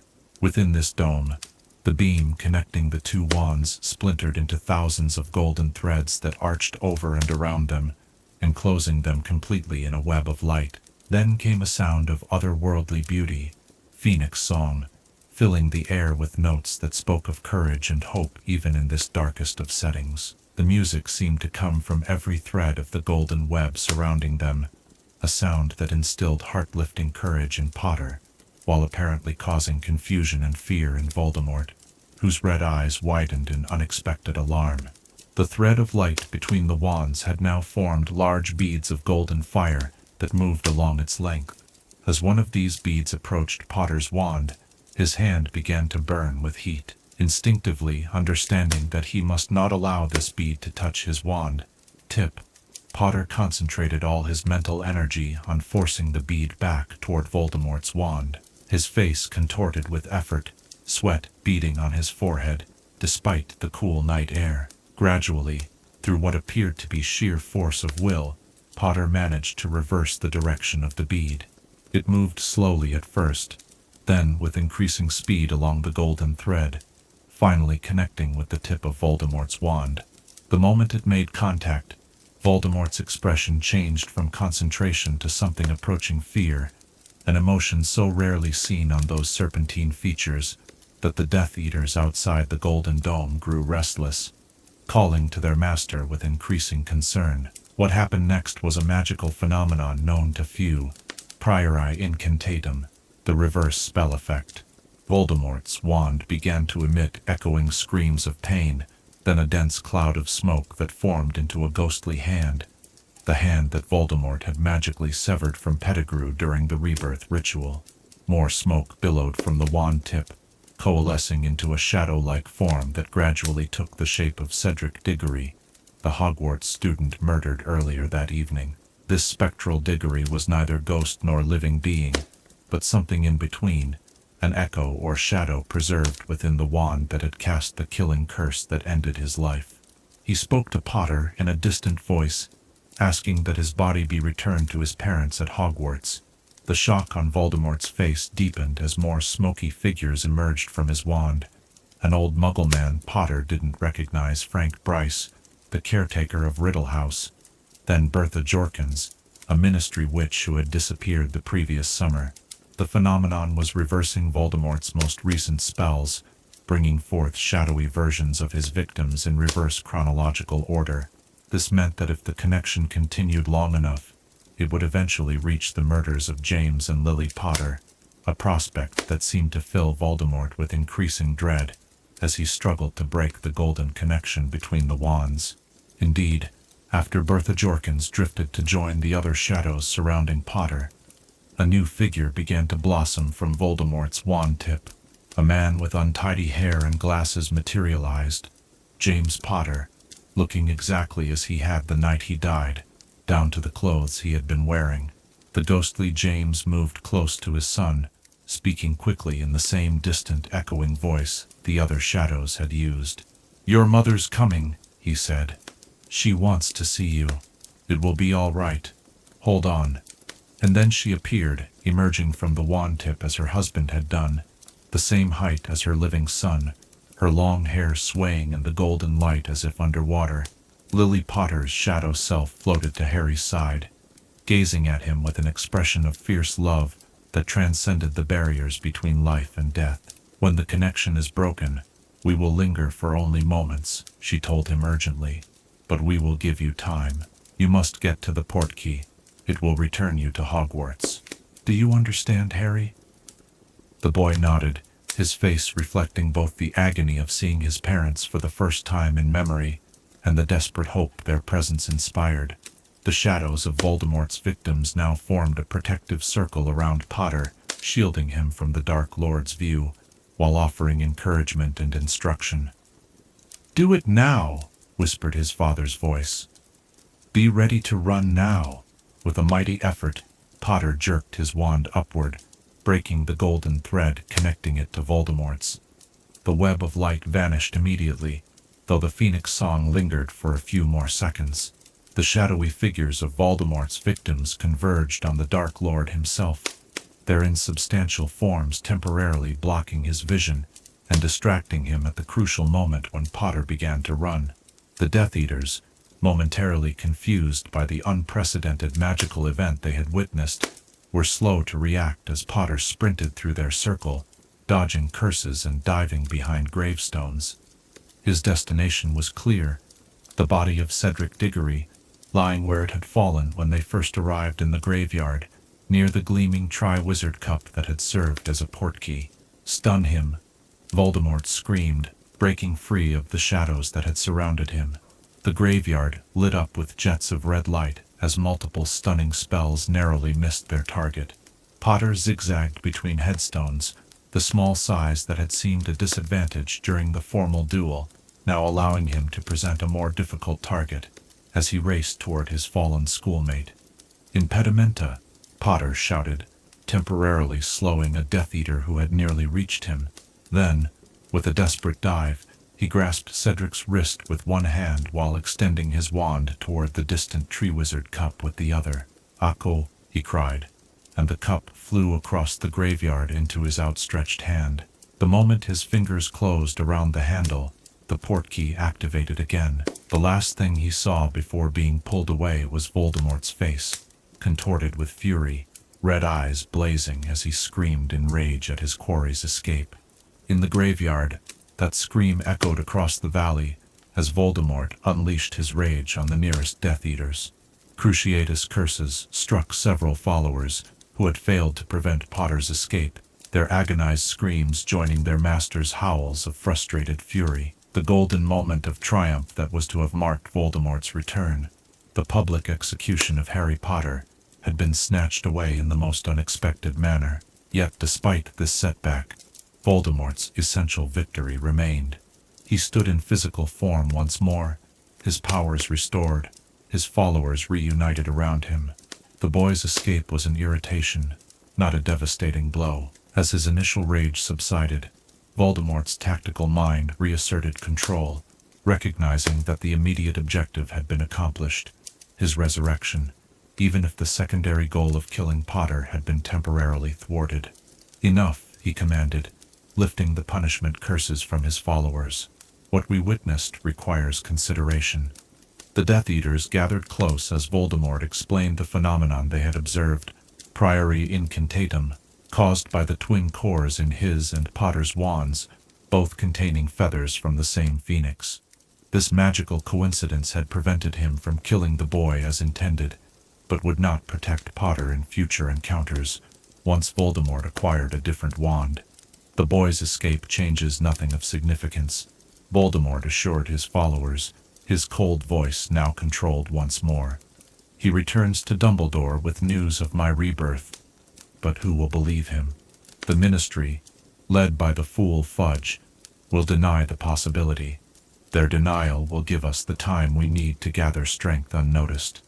As the Death Eaters disapparated one by one, returning to their lives and identities, Voldemort and Pettigrew lingered in the graveyard. Nagini slithered to her master's side, receiving an absent caress from pale fingers, as Voldemort contemplated the night's events. "We depart for Malfoy Manor," he finally announced to Pettigrew. "There is much to plan, and little to be gained by remaining here."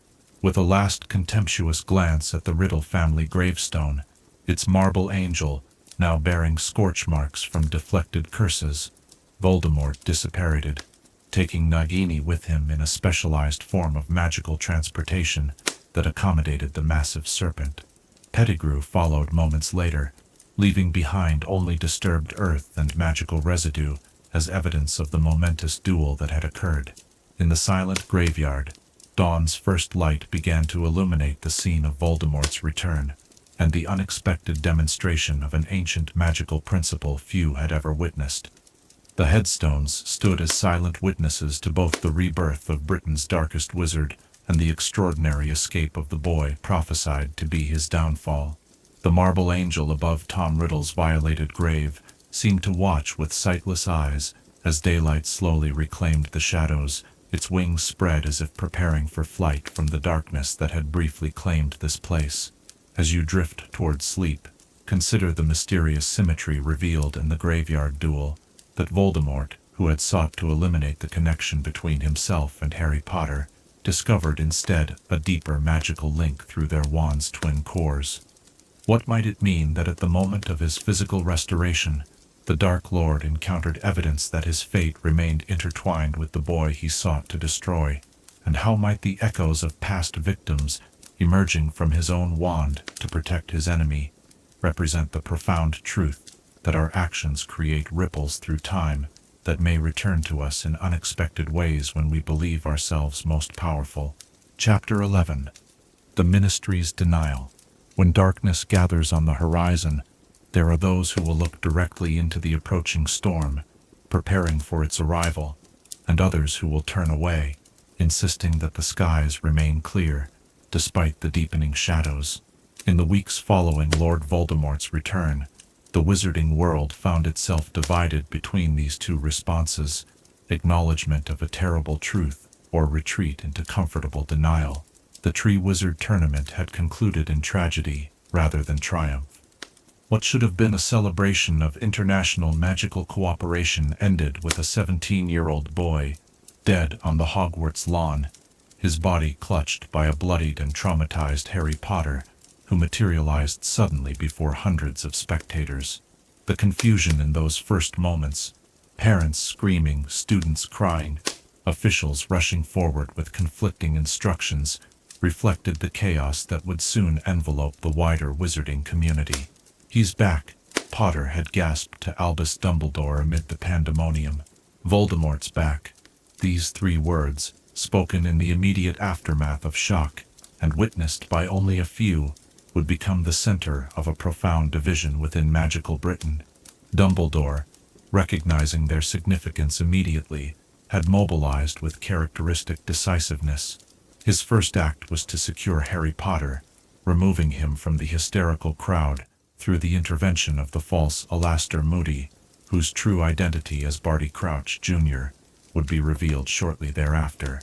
With Potter safely in the hospital wing under Madame Pomfrey's care, Dumbledore had then faced the more challenging task of informing Cornelius Fudge, the Minister for Magic, about Voldemort's return. The minister had arrived at Hogwarts expecting to present the Triwizard Cup to a triumphant champion. Instead, he found himself confronted with a dead student and claims that the most feared dark wizard in living memory had returned.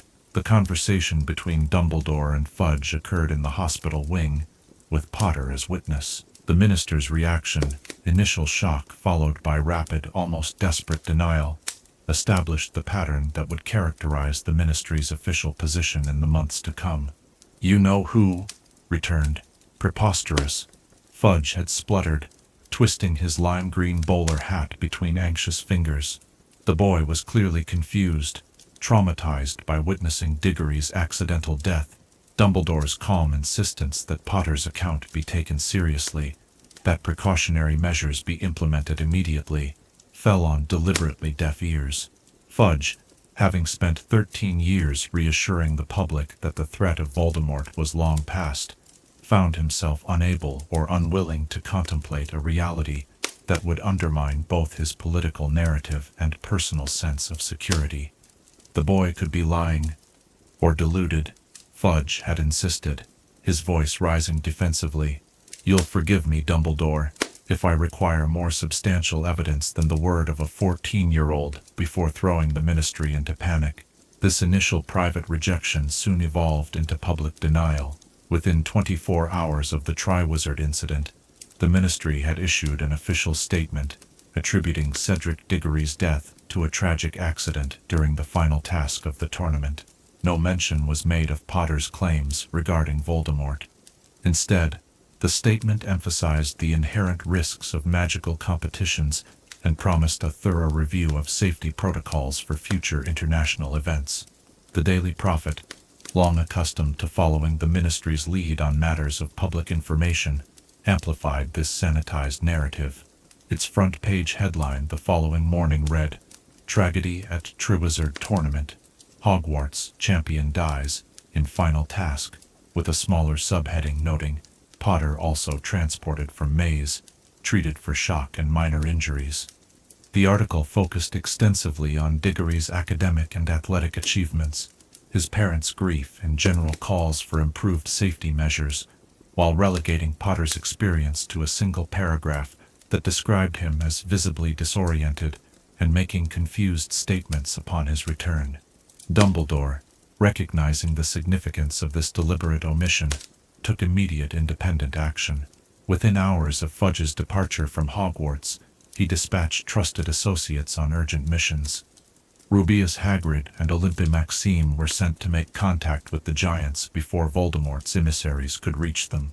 Sirius Black was instructed to alert the Old Crowd, former members of the Order of the Phoenix who had opposed Voldemort during his first rise to power.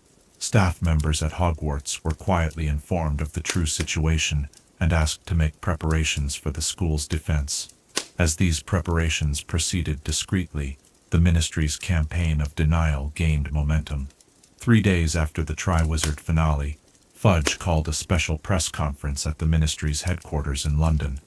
Standing before a carefully selected group of reporters in the atrium, with the Fountain of Magical Brethren providing an impressive backdrop, the minister addressed troubling rumors that had begun to circulate. "It has come to my attention," Fudge announced, his voice magically amplified to project confidence he visibly struggled to feel, "that certain individuals have been spreading alarmist claims regarding the return of he who must not be named. Let me be absolutely clear, these claims are unfounded. The Ministry has conducted a thorough investigation and found no evidence whatsoever to support such assertions. This thorough investigation had, in reality, consisted primarily of cursory interviews with Triwizard officials and a perfunctory examination of the Hogwarts grounds. No attempt had been made to investigate the Little Hangleton graveyard, where Potter claimed the resurrection had occurred. The cup-turned-portkey had been secured by Ministry officials, but subjected only to basic diagnostic spells that confirmed its unauthorized transformation without identifying the caster. Most tellingly, the Ministry had not sought to question Harry Potter under controlled conditions with Veritaserum, as would have been standard procedure for witnesses in serious magical crimes. This deliberate avoidance of potentially corroborating evidence revealed the Ministry's true priority, maintaining a narrative of safety and control, rather than uncovering uncomfortable truths. The Daily Prophet, increasingly influenced by Ministry directives, began a subtle but persistent campaign to undermine the credibility of both Harry Potter and Albus Dumbledore. Articles with headlines, like "Boy Who Lived" or "Boy Who Lies," appeared with increasing frequency, often written by Rita Skeeter, whose previous sensationalist coverage of Potter during the Triwizard Tournament had established a foundation for questioning his stability and honesty. These pieces employed careful journalistic techniques to cast doubt without making directly libelous claims. Sources close to Potter describe a young man troubled by nightmares and mood swings, one article stated, while another noted that experts in magical trauma suggest that witnesses to tragic events may develop compensatory narratives to make sense of random violence. The implication that Potter had invented Voldemort's return as a psychological response to witnessing Diggory's accidental death was clear without being explicitly stated. Dumbledore faced similar treatment, though with the caution appropriate to his stature and public reputation. Rather than direct attacks, the Prophet published analytical pieces examining the headmaster's increasing eccentricity and potential political motivations. One particularly effective article juxtaposed Dumbledore's achievements with subtle hints at declining judgment. While Dumbledore's contributions to magical discovery and education remain unparalleled, some Ministry officials privately express concern about recent decisions that suggest an aging wizard perhaps past his prime. By mid-July, the Ministry's strategy had expanded beyond mere denial to active suppression of alternative viewpoints. The Quibbler, a small but independent magical publication that had published an interview with an anonymous Hogwarts student supporting Potter's account, found itself subject to a surprise tax audit. Wizarding wireless network programs that mentioned the possibility of Voldemort's return were quietly removed from the schedule, their presenters reassigned to less politically sensitive topics. Meanwhile, at Malfoy Manor, Lord Voldemort observed the Ministry's self-deception with cold amusement. Each morning, Lucius Malfoy would bring the Daily Prophet to his master, and together they would review the latest developments in what Voldemort called Fudge's campaign to ease our path. "They do our work for us," Voldemort remarked one morning. red eyes skimming an article that questioned Dumbledore's mental stability. While they exhaust themselves attacking Potter's credibility, we gather strength unimpeded. Lucius, ensure the Prophet receives another generous anonymous donation. Their service to our cause, however unwitting, deserves reward. The impact of the ministry's denial extended beyond public opinion to practical preparations for defense. Our training programs continued to focus on conventional magical law enforcement rather than the specialized techniques needed to combat Death Eaters. International security cooperation, which Dumbledore had immediately sought to strengthen, was undermined by the British ministry's insistence to foreign magical governments that concerns about Voldemort were merely Dumbledore's peculiar fixation. Most damagingly, the ministry began to view Dumbledore himself as the primary threat to magical order. In early August, Fudge introduced legislation to create an educational oversight committee with authority to review and potentially override decisions made by the Hogwarts headmaster. This initiative, presented as a routine administrative improvement, represented the first concrete step toward ministerial interference at Hogwarts, the one institution Dumbledore controlled and could potentially use as a base for opposition to Voldemort. The culmination of this growing distrust came in mid-August, when Dumbledore was asked to resign from the Wizengamot following a closed-door vote. The official explanation cited concerns about impartiality in matters of magical law enforcement, but the true motivation was transparent. Dumbledore's continued insistence on Voldemort's return had become politically inconvenient for the ministry leadership. Dumbledore accepted this removal with characteristic serenity, remarking to Professor McGonagall that he had never been particularly fond of the purple robes worn by Wizengamot members. His apparent equanimity concealed an intensifying private effort to prepare for the conflict he knew was inevitable, regardless of the ministry's denials. For Harry Potter, the summer following the graveyard encounter proved particularly difficult. Returned to the home of his Muggle relatives with instructions to remain there for his own safety, he found himself cut off from most magical news sources. The Dursleys, continuing their pattern of willful ignorance about magical affairs, provided no access to wizarding publications and actively prevented him from watching Muggle news broadcasts that might indirectly reference unusual occurrences related to Death Eater activity. Potter's isolation was compounded by the deliberately vague communications he received from his friends. Under Dumbledore's instructions for security reasons, both Hermione Granger and Ron Weasley sent letters containing only the most general reassurances and no substantive information about Order activities or ministry developments. This well-intentioned protocol, designed to prevent intercepted messages from revealing sensitive information, left Potter feeling abandoned precisely when he most needed connection and understanding. The psychological impact of this isolation on a teenager who had recently witnessed murder, experienced torture, and narrowly escaped death was profound. Night after night, Potter relived the graveyard encounter in dreams that left him gasping awake, his scar burning. During daylight hours, he obsessively monitored Muggle news reports for any sign of Voldemort's activities, knowing that mass disappearances or unexplained disasters had characterized the Dark Lord's previous rise to power. The absence of such news proved equally unsettling. Had the ministry been right, and his experience in the graveyard somehow been a delusion? Or was Voldemort simply biding his time, building strength in secret while the wizarding world remained unprepared? Either possibility fed Potter's growing anxiety and sense of helpless frustration. By late August, tensions within the ministry had escalated to unprecedented levels. Career officials found themselves navigating an increasingly paranoid environment, where expressing even mild concern about potential dark magical activity could be career-ending. Department heads were required to report weekly on their staff's alignment with ministry messaging, a euphemism for identifying employees who might sympathize with Dumbledore's position. Arthur Weasley, whose family's connection to Harry Potter was well known, found himself subtly sidelined within the Department of Magical Accidents and Catastrophes. His misuse of Muggle Artifacts Office saw its already modest budget reduced by 30%, and his proposals for departmental meetings were consistently scheduled at inconvenient times or cancelled altogether. Though no formal disciplinary action was taken, the message was clear. Association with those who believed Potter's account carried professional consequences. Similarly, Auror Kingsley Shacklebolt, who had privately joined Dumbledore's reactivated Order of the Phoenix, found himself assigned to increasingly peripheral cases despite his exceptional record. His discreet warning to fellow Aurors about potential Death Eater activity was reported to department leadership, resulting in a formal reprimand for promoting unsubstantiated security concerns that undermine public confidence.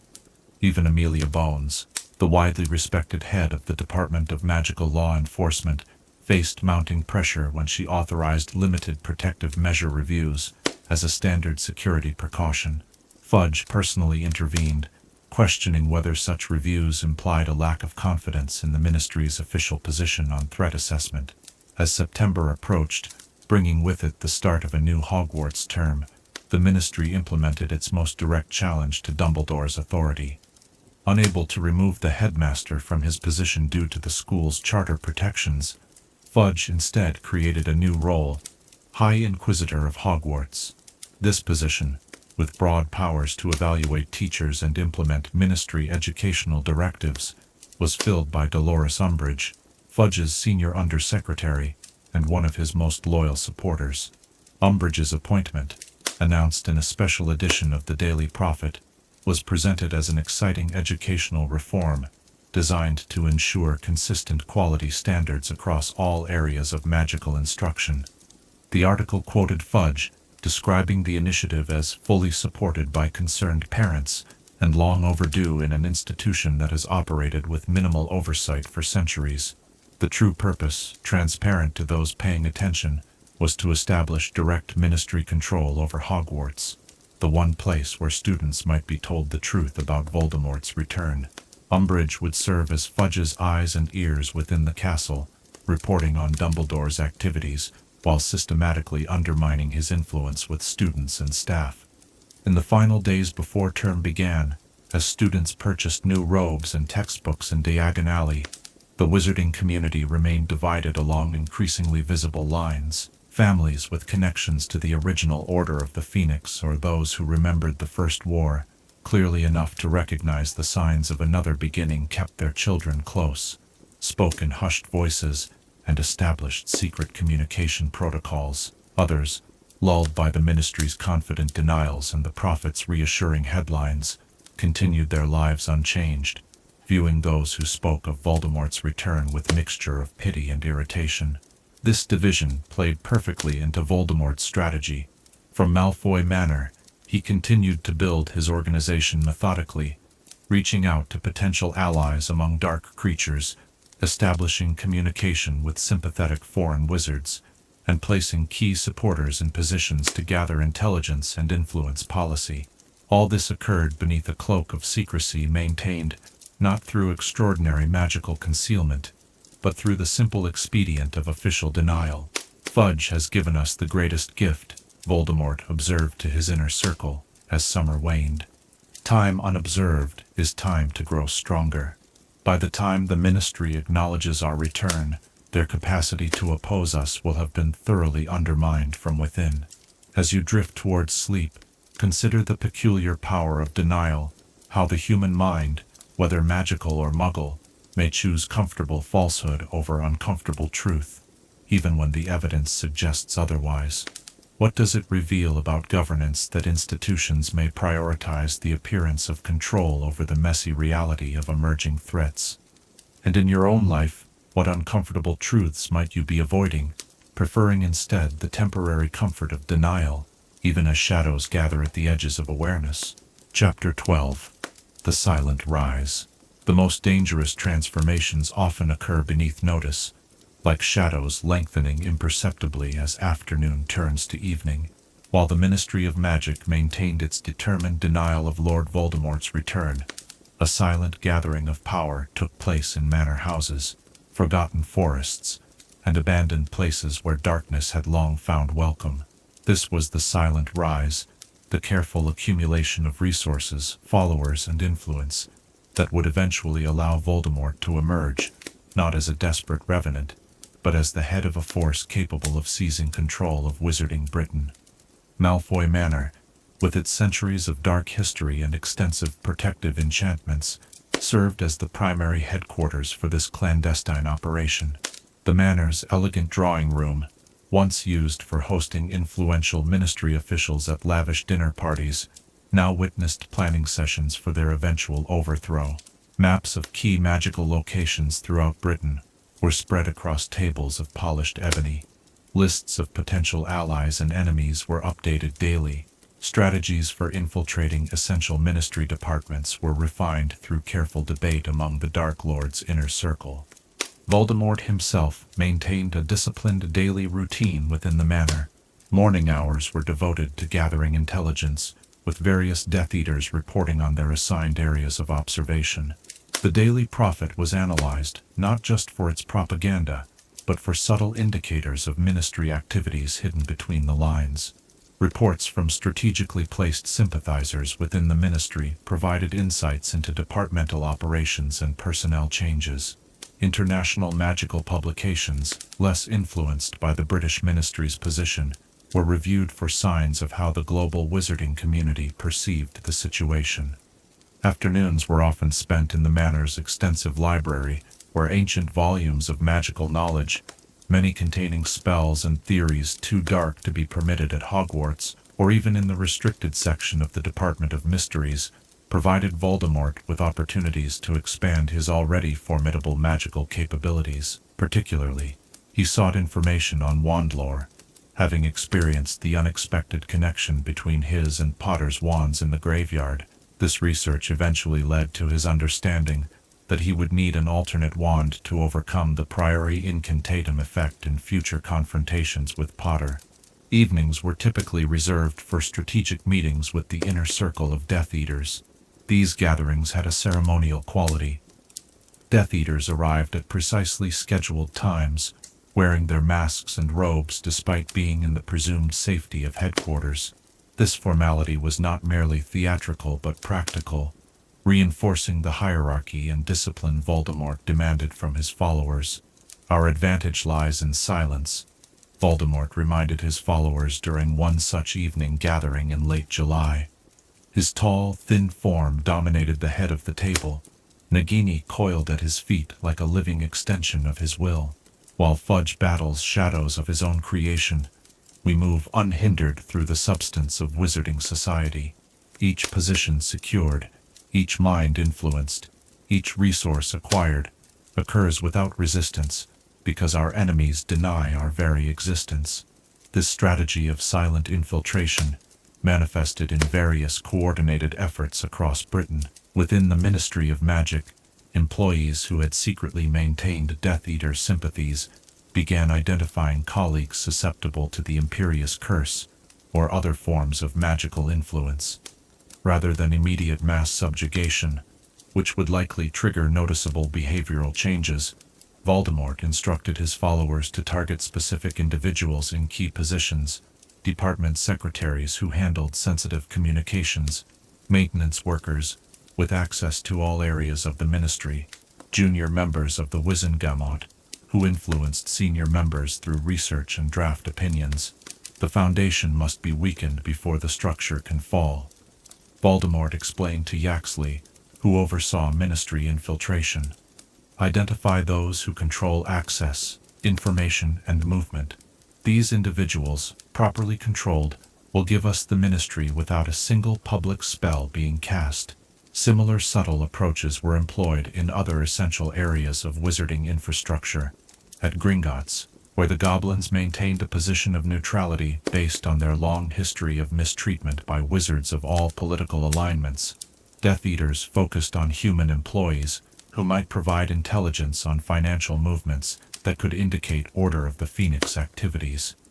At St. Mungo's Hospital for Magical Maladies and Injuries, sympathetic healers were quietly identified, creating a network that could eventually be used to deny treatment to enemies or identify vulnerable patients for recruitment or coercion.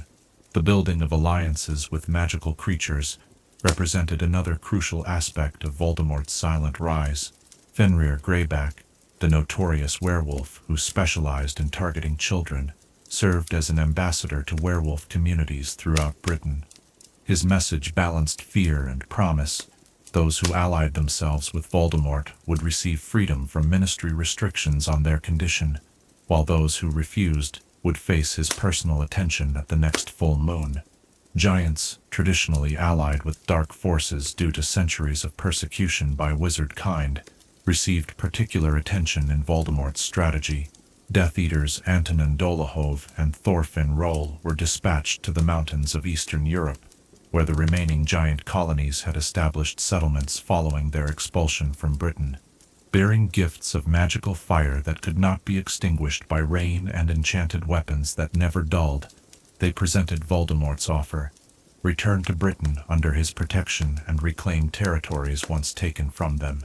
This mission acquired additional urgency when Death Eater intelligence indicated that Dumbledore had sent his own emissaries, Rubeus Hagrid and Olympe Maxime, to make contact with the giants. The resulting competition for giant allegiance occasionally erupted into violence, remote enough to escape ministry notice, with several giants killed in what appeared to local muggles to be devastating rockslides or avalanches.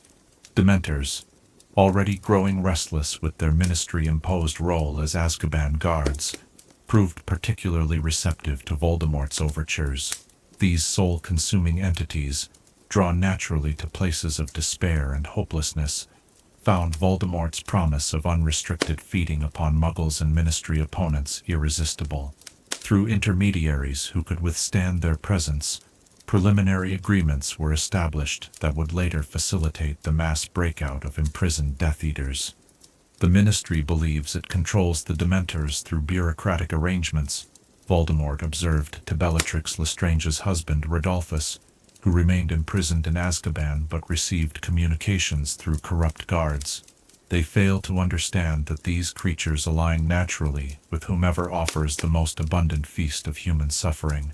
When the moment comes, the Dementors will abandon Azkaban without hesitation. This message, passed through the established prisoner communication network, provided hope to the faithful Death Eaters who had endured years of Dementor exposure without renouncing their loyalty.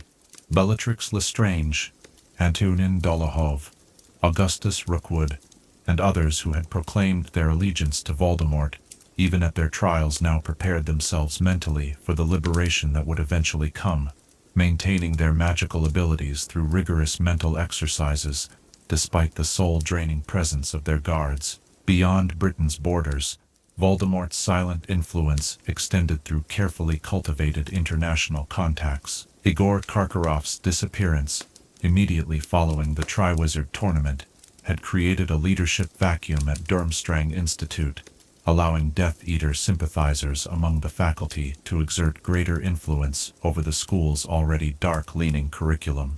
This provided a potential recruitment pipeline for young wizards from Eastern Europe already trained in magical arts that Hogwarts considered forbidden.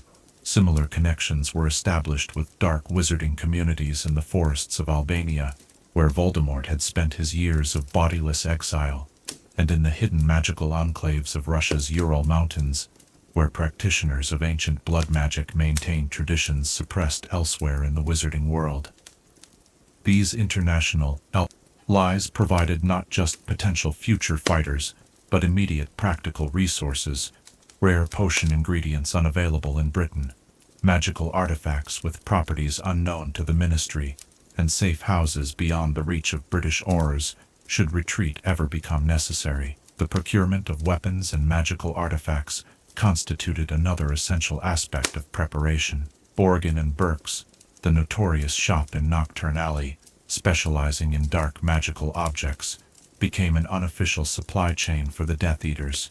Mr. Borgin, who had always maintained connections to dark wizarding families out of business necessity, found himself serving as an unwitting quartermaster for Voldemort's growing forces, procuring cursed objects, poisoned weapons, and detection-evading devices that had formerly been merely collector's items for wealthy purebloods. Many of these preparations occurred in plain sight, concealed not by exceptional stealth, but by the Ministry's willful blindness. when Theodore Knott Sr. purchased 12 Peruvian instant darkness powders from a specialty importer.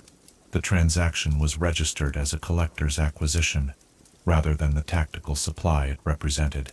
When Walden McNair, ostensibly as part of his ministry duties as executioner for the Committee for the Disposal of Dangerous Creatures, requested information on giant colony locations, the Records Department provided the data without question, never connecting this request to Dumbledore's warnings about Voldemort seeking giant alliances. Even magical locations were secured with surprising ease. The Riddle House in Little Hangleton, where Voldemort had regained his rudimentary form, was placed under powerful concealment charms to serve as a secondary headquarters. A series of caves along Britain's northern coast, once used by smugglers in the Muggle world, were adapted as storage facilities for supplies and potential detention centers for future prisoners.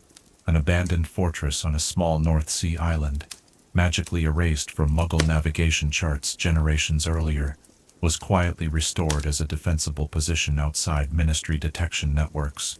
While these material preparations advanced, Voldemort himself focused increasingly on two personal objectives: the acquisition of a wand that could overcome the twin core problem he had encountered with Potter, and the retrieval of a prophecy stored in the Department of Mysteries that might explain the connection between himself and the boy who had twice escaped him.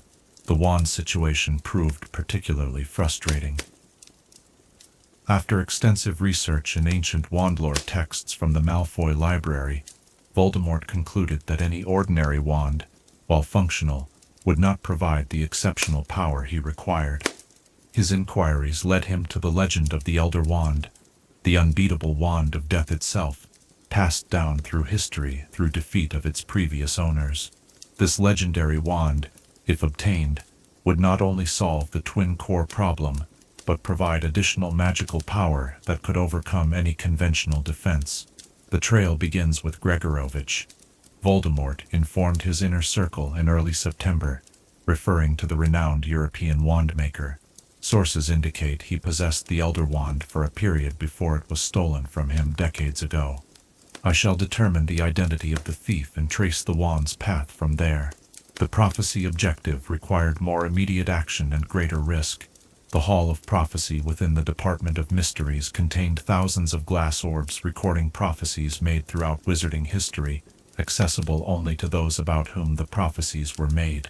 Voldemort knew that a prophecy concerning himself and Potter had been partially overheard by Severus Snape years earlier, but the crucial details explaining why his killing curse had rebounded remained unknown. The full prophecy must be obtained. Voldemort instructed Lucius Malfoy, "As I cannot enter the Ministry without revealing our operations prematurely, we must either use Potter himself to retrieve it, or develop a means to overcome the magical protections on the prophecy orbs." This directive set in motion a complex sequence of experiments and planning that would eventually lead to the Battle of the Department of Mysteries, an operation that would finally force the Ministry to acknowledge Voldemort's return, but only after he had spent nearly a year gathering strength unimpeded.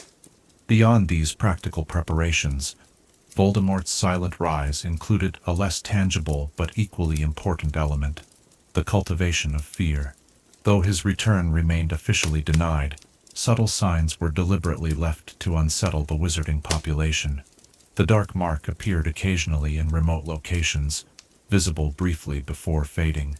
Wizards known to have opposed Voldemort during his first rise received anonymous threatening notes, or discovered disturbing objects left on their doorsteps. Former Death Eaters who had genuinely renounced their allegiance found the faded marks on their arms occasionally burning, a phantom reminder that their past was not truly behind them. These psychological tactics created an atmosphere of growing unease that the Ministry's denials could not entirely dispel. In pubs and shops, at family gatherings and workplace lunches, whispered conversations increasingly included phrases like, "Do you think it might be true?" and "better safe than sorry." Some families quietly updated protective enchantments on their homes. Others established emergency communication protocols or designated meeting places in case of separation during an attack. Without officially accepting Potter's account, Portions of the wizarding community began behaving as if it might be accurate, creating a society divided not just in belief, but in preparedness. By late autumn, as the first term at Hogwarts progressed under Umbridge's increasingly authoritarian oversight, Voldemort's silent rise had transformed him from a newly resurrected wizard, dependent on a single servant, to the master of a sophisticated organization, poised to strike at the heart of wizarding Britain. Death Eaters who had returned to his service had been assessed, their strengths utilized and weaknesses addressed. New recruits had been carefully vetted and assigned appropriate roles, resources had been stockpiled, safe locations secured, and strategic targets identified. Most importantly, the foundation for the Ministry's eventual fall had been methodically established through infiltration, corruption, and the placement of agents in key positions. Like termites in the beams of a seemingly solid structure, Death Eater influence had spread through the essential support systems of wizarding governance, weakening it from within, while its facade remained apparently unchanged. When we finally reveal ourselves, Voldemort told his assembled inner circle on the winter solstice, the Ministry will discover that it has been fighting shadows, while the true threat grew within its very walls. The structure they believe protects them will become their prison, and those they trust to defend them will be their executioners. This patient strategy reflected a significant evolution in Voldemort's approach. During his first rise to power, he had relied primarily on terror and visible displays of magical dominance. The dark mark floating above homes, where entire families had been murdered, public torture of Ministry officials, dramatic raids on important wizarding locations. While effective in creating fear, these tactics had united the wizarding community against him, and clearly identified his supporters for later prosecution. The silent rise, by contrast, created ambiguity and division. Without clear evidence of Voldemort's return, the community fractured along lines of belief, suspicion, and political allegiance. Those who accepted Potter's account were marginalized as alarmists. Those who denied it became unwitting allies in Voldemort's concealment. This division would make organized resistance nearly impossible, until irrefutable evidence emerged, by which time the Dark Lord's position would be significantly strengthened. As the year ended and a new one began, Lord Voldemort stood at the center of a web that extended throughout wizarding Britain and beyond, each strand carefully placed and nearly invisible to those not specifically looking for it. The silent rise continued, patient and methodical, building toward a moment when silence would give way to the unmistakable sound of a society's foundations collapsing from within. As you drift toward sleep, consider how the most significant changes in our lives often occur, not through sudden dramatic events, but through gradual shifts beneath our awareness. What quiet revolutions might be occurring in your own world, visible only to those who know where to look? And how might patterns established through daily choices eventually create a reality fundamentally different from what came before, revealed only when transformation has already become inevitable?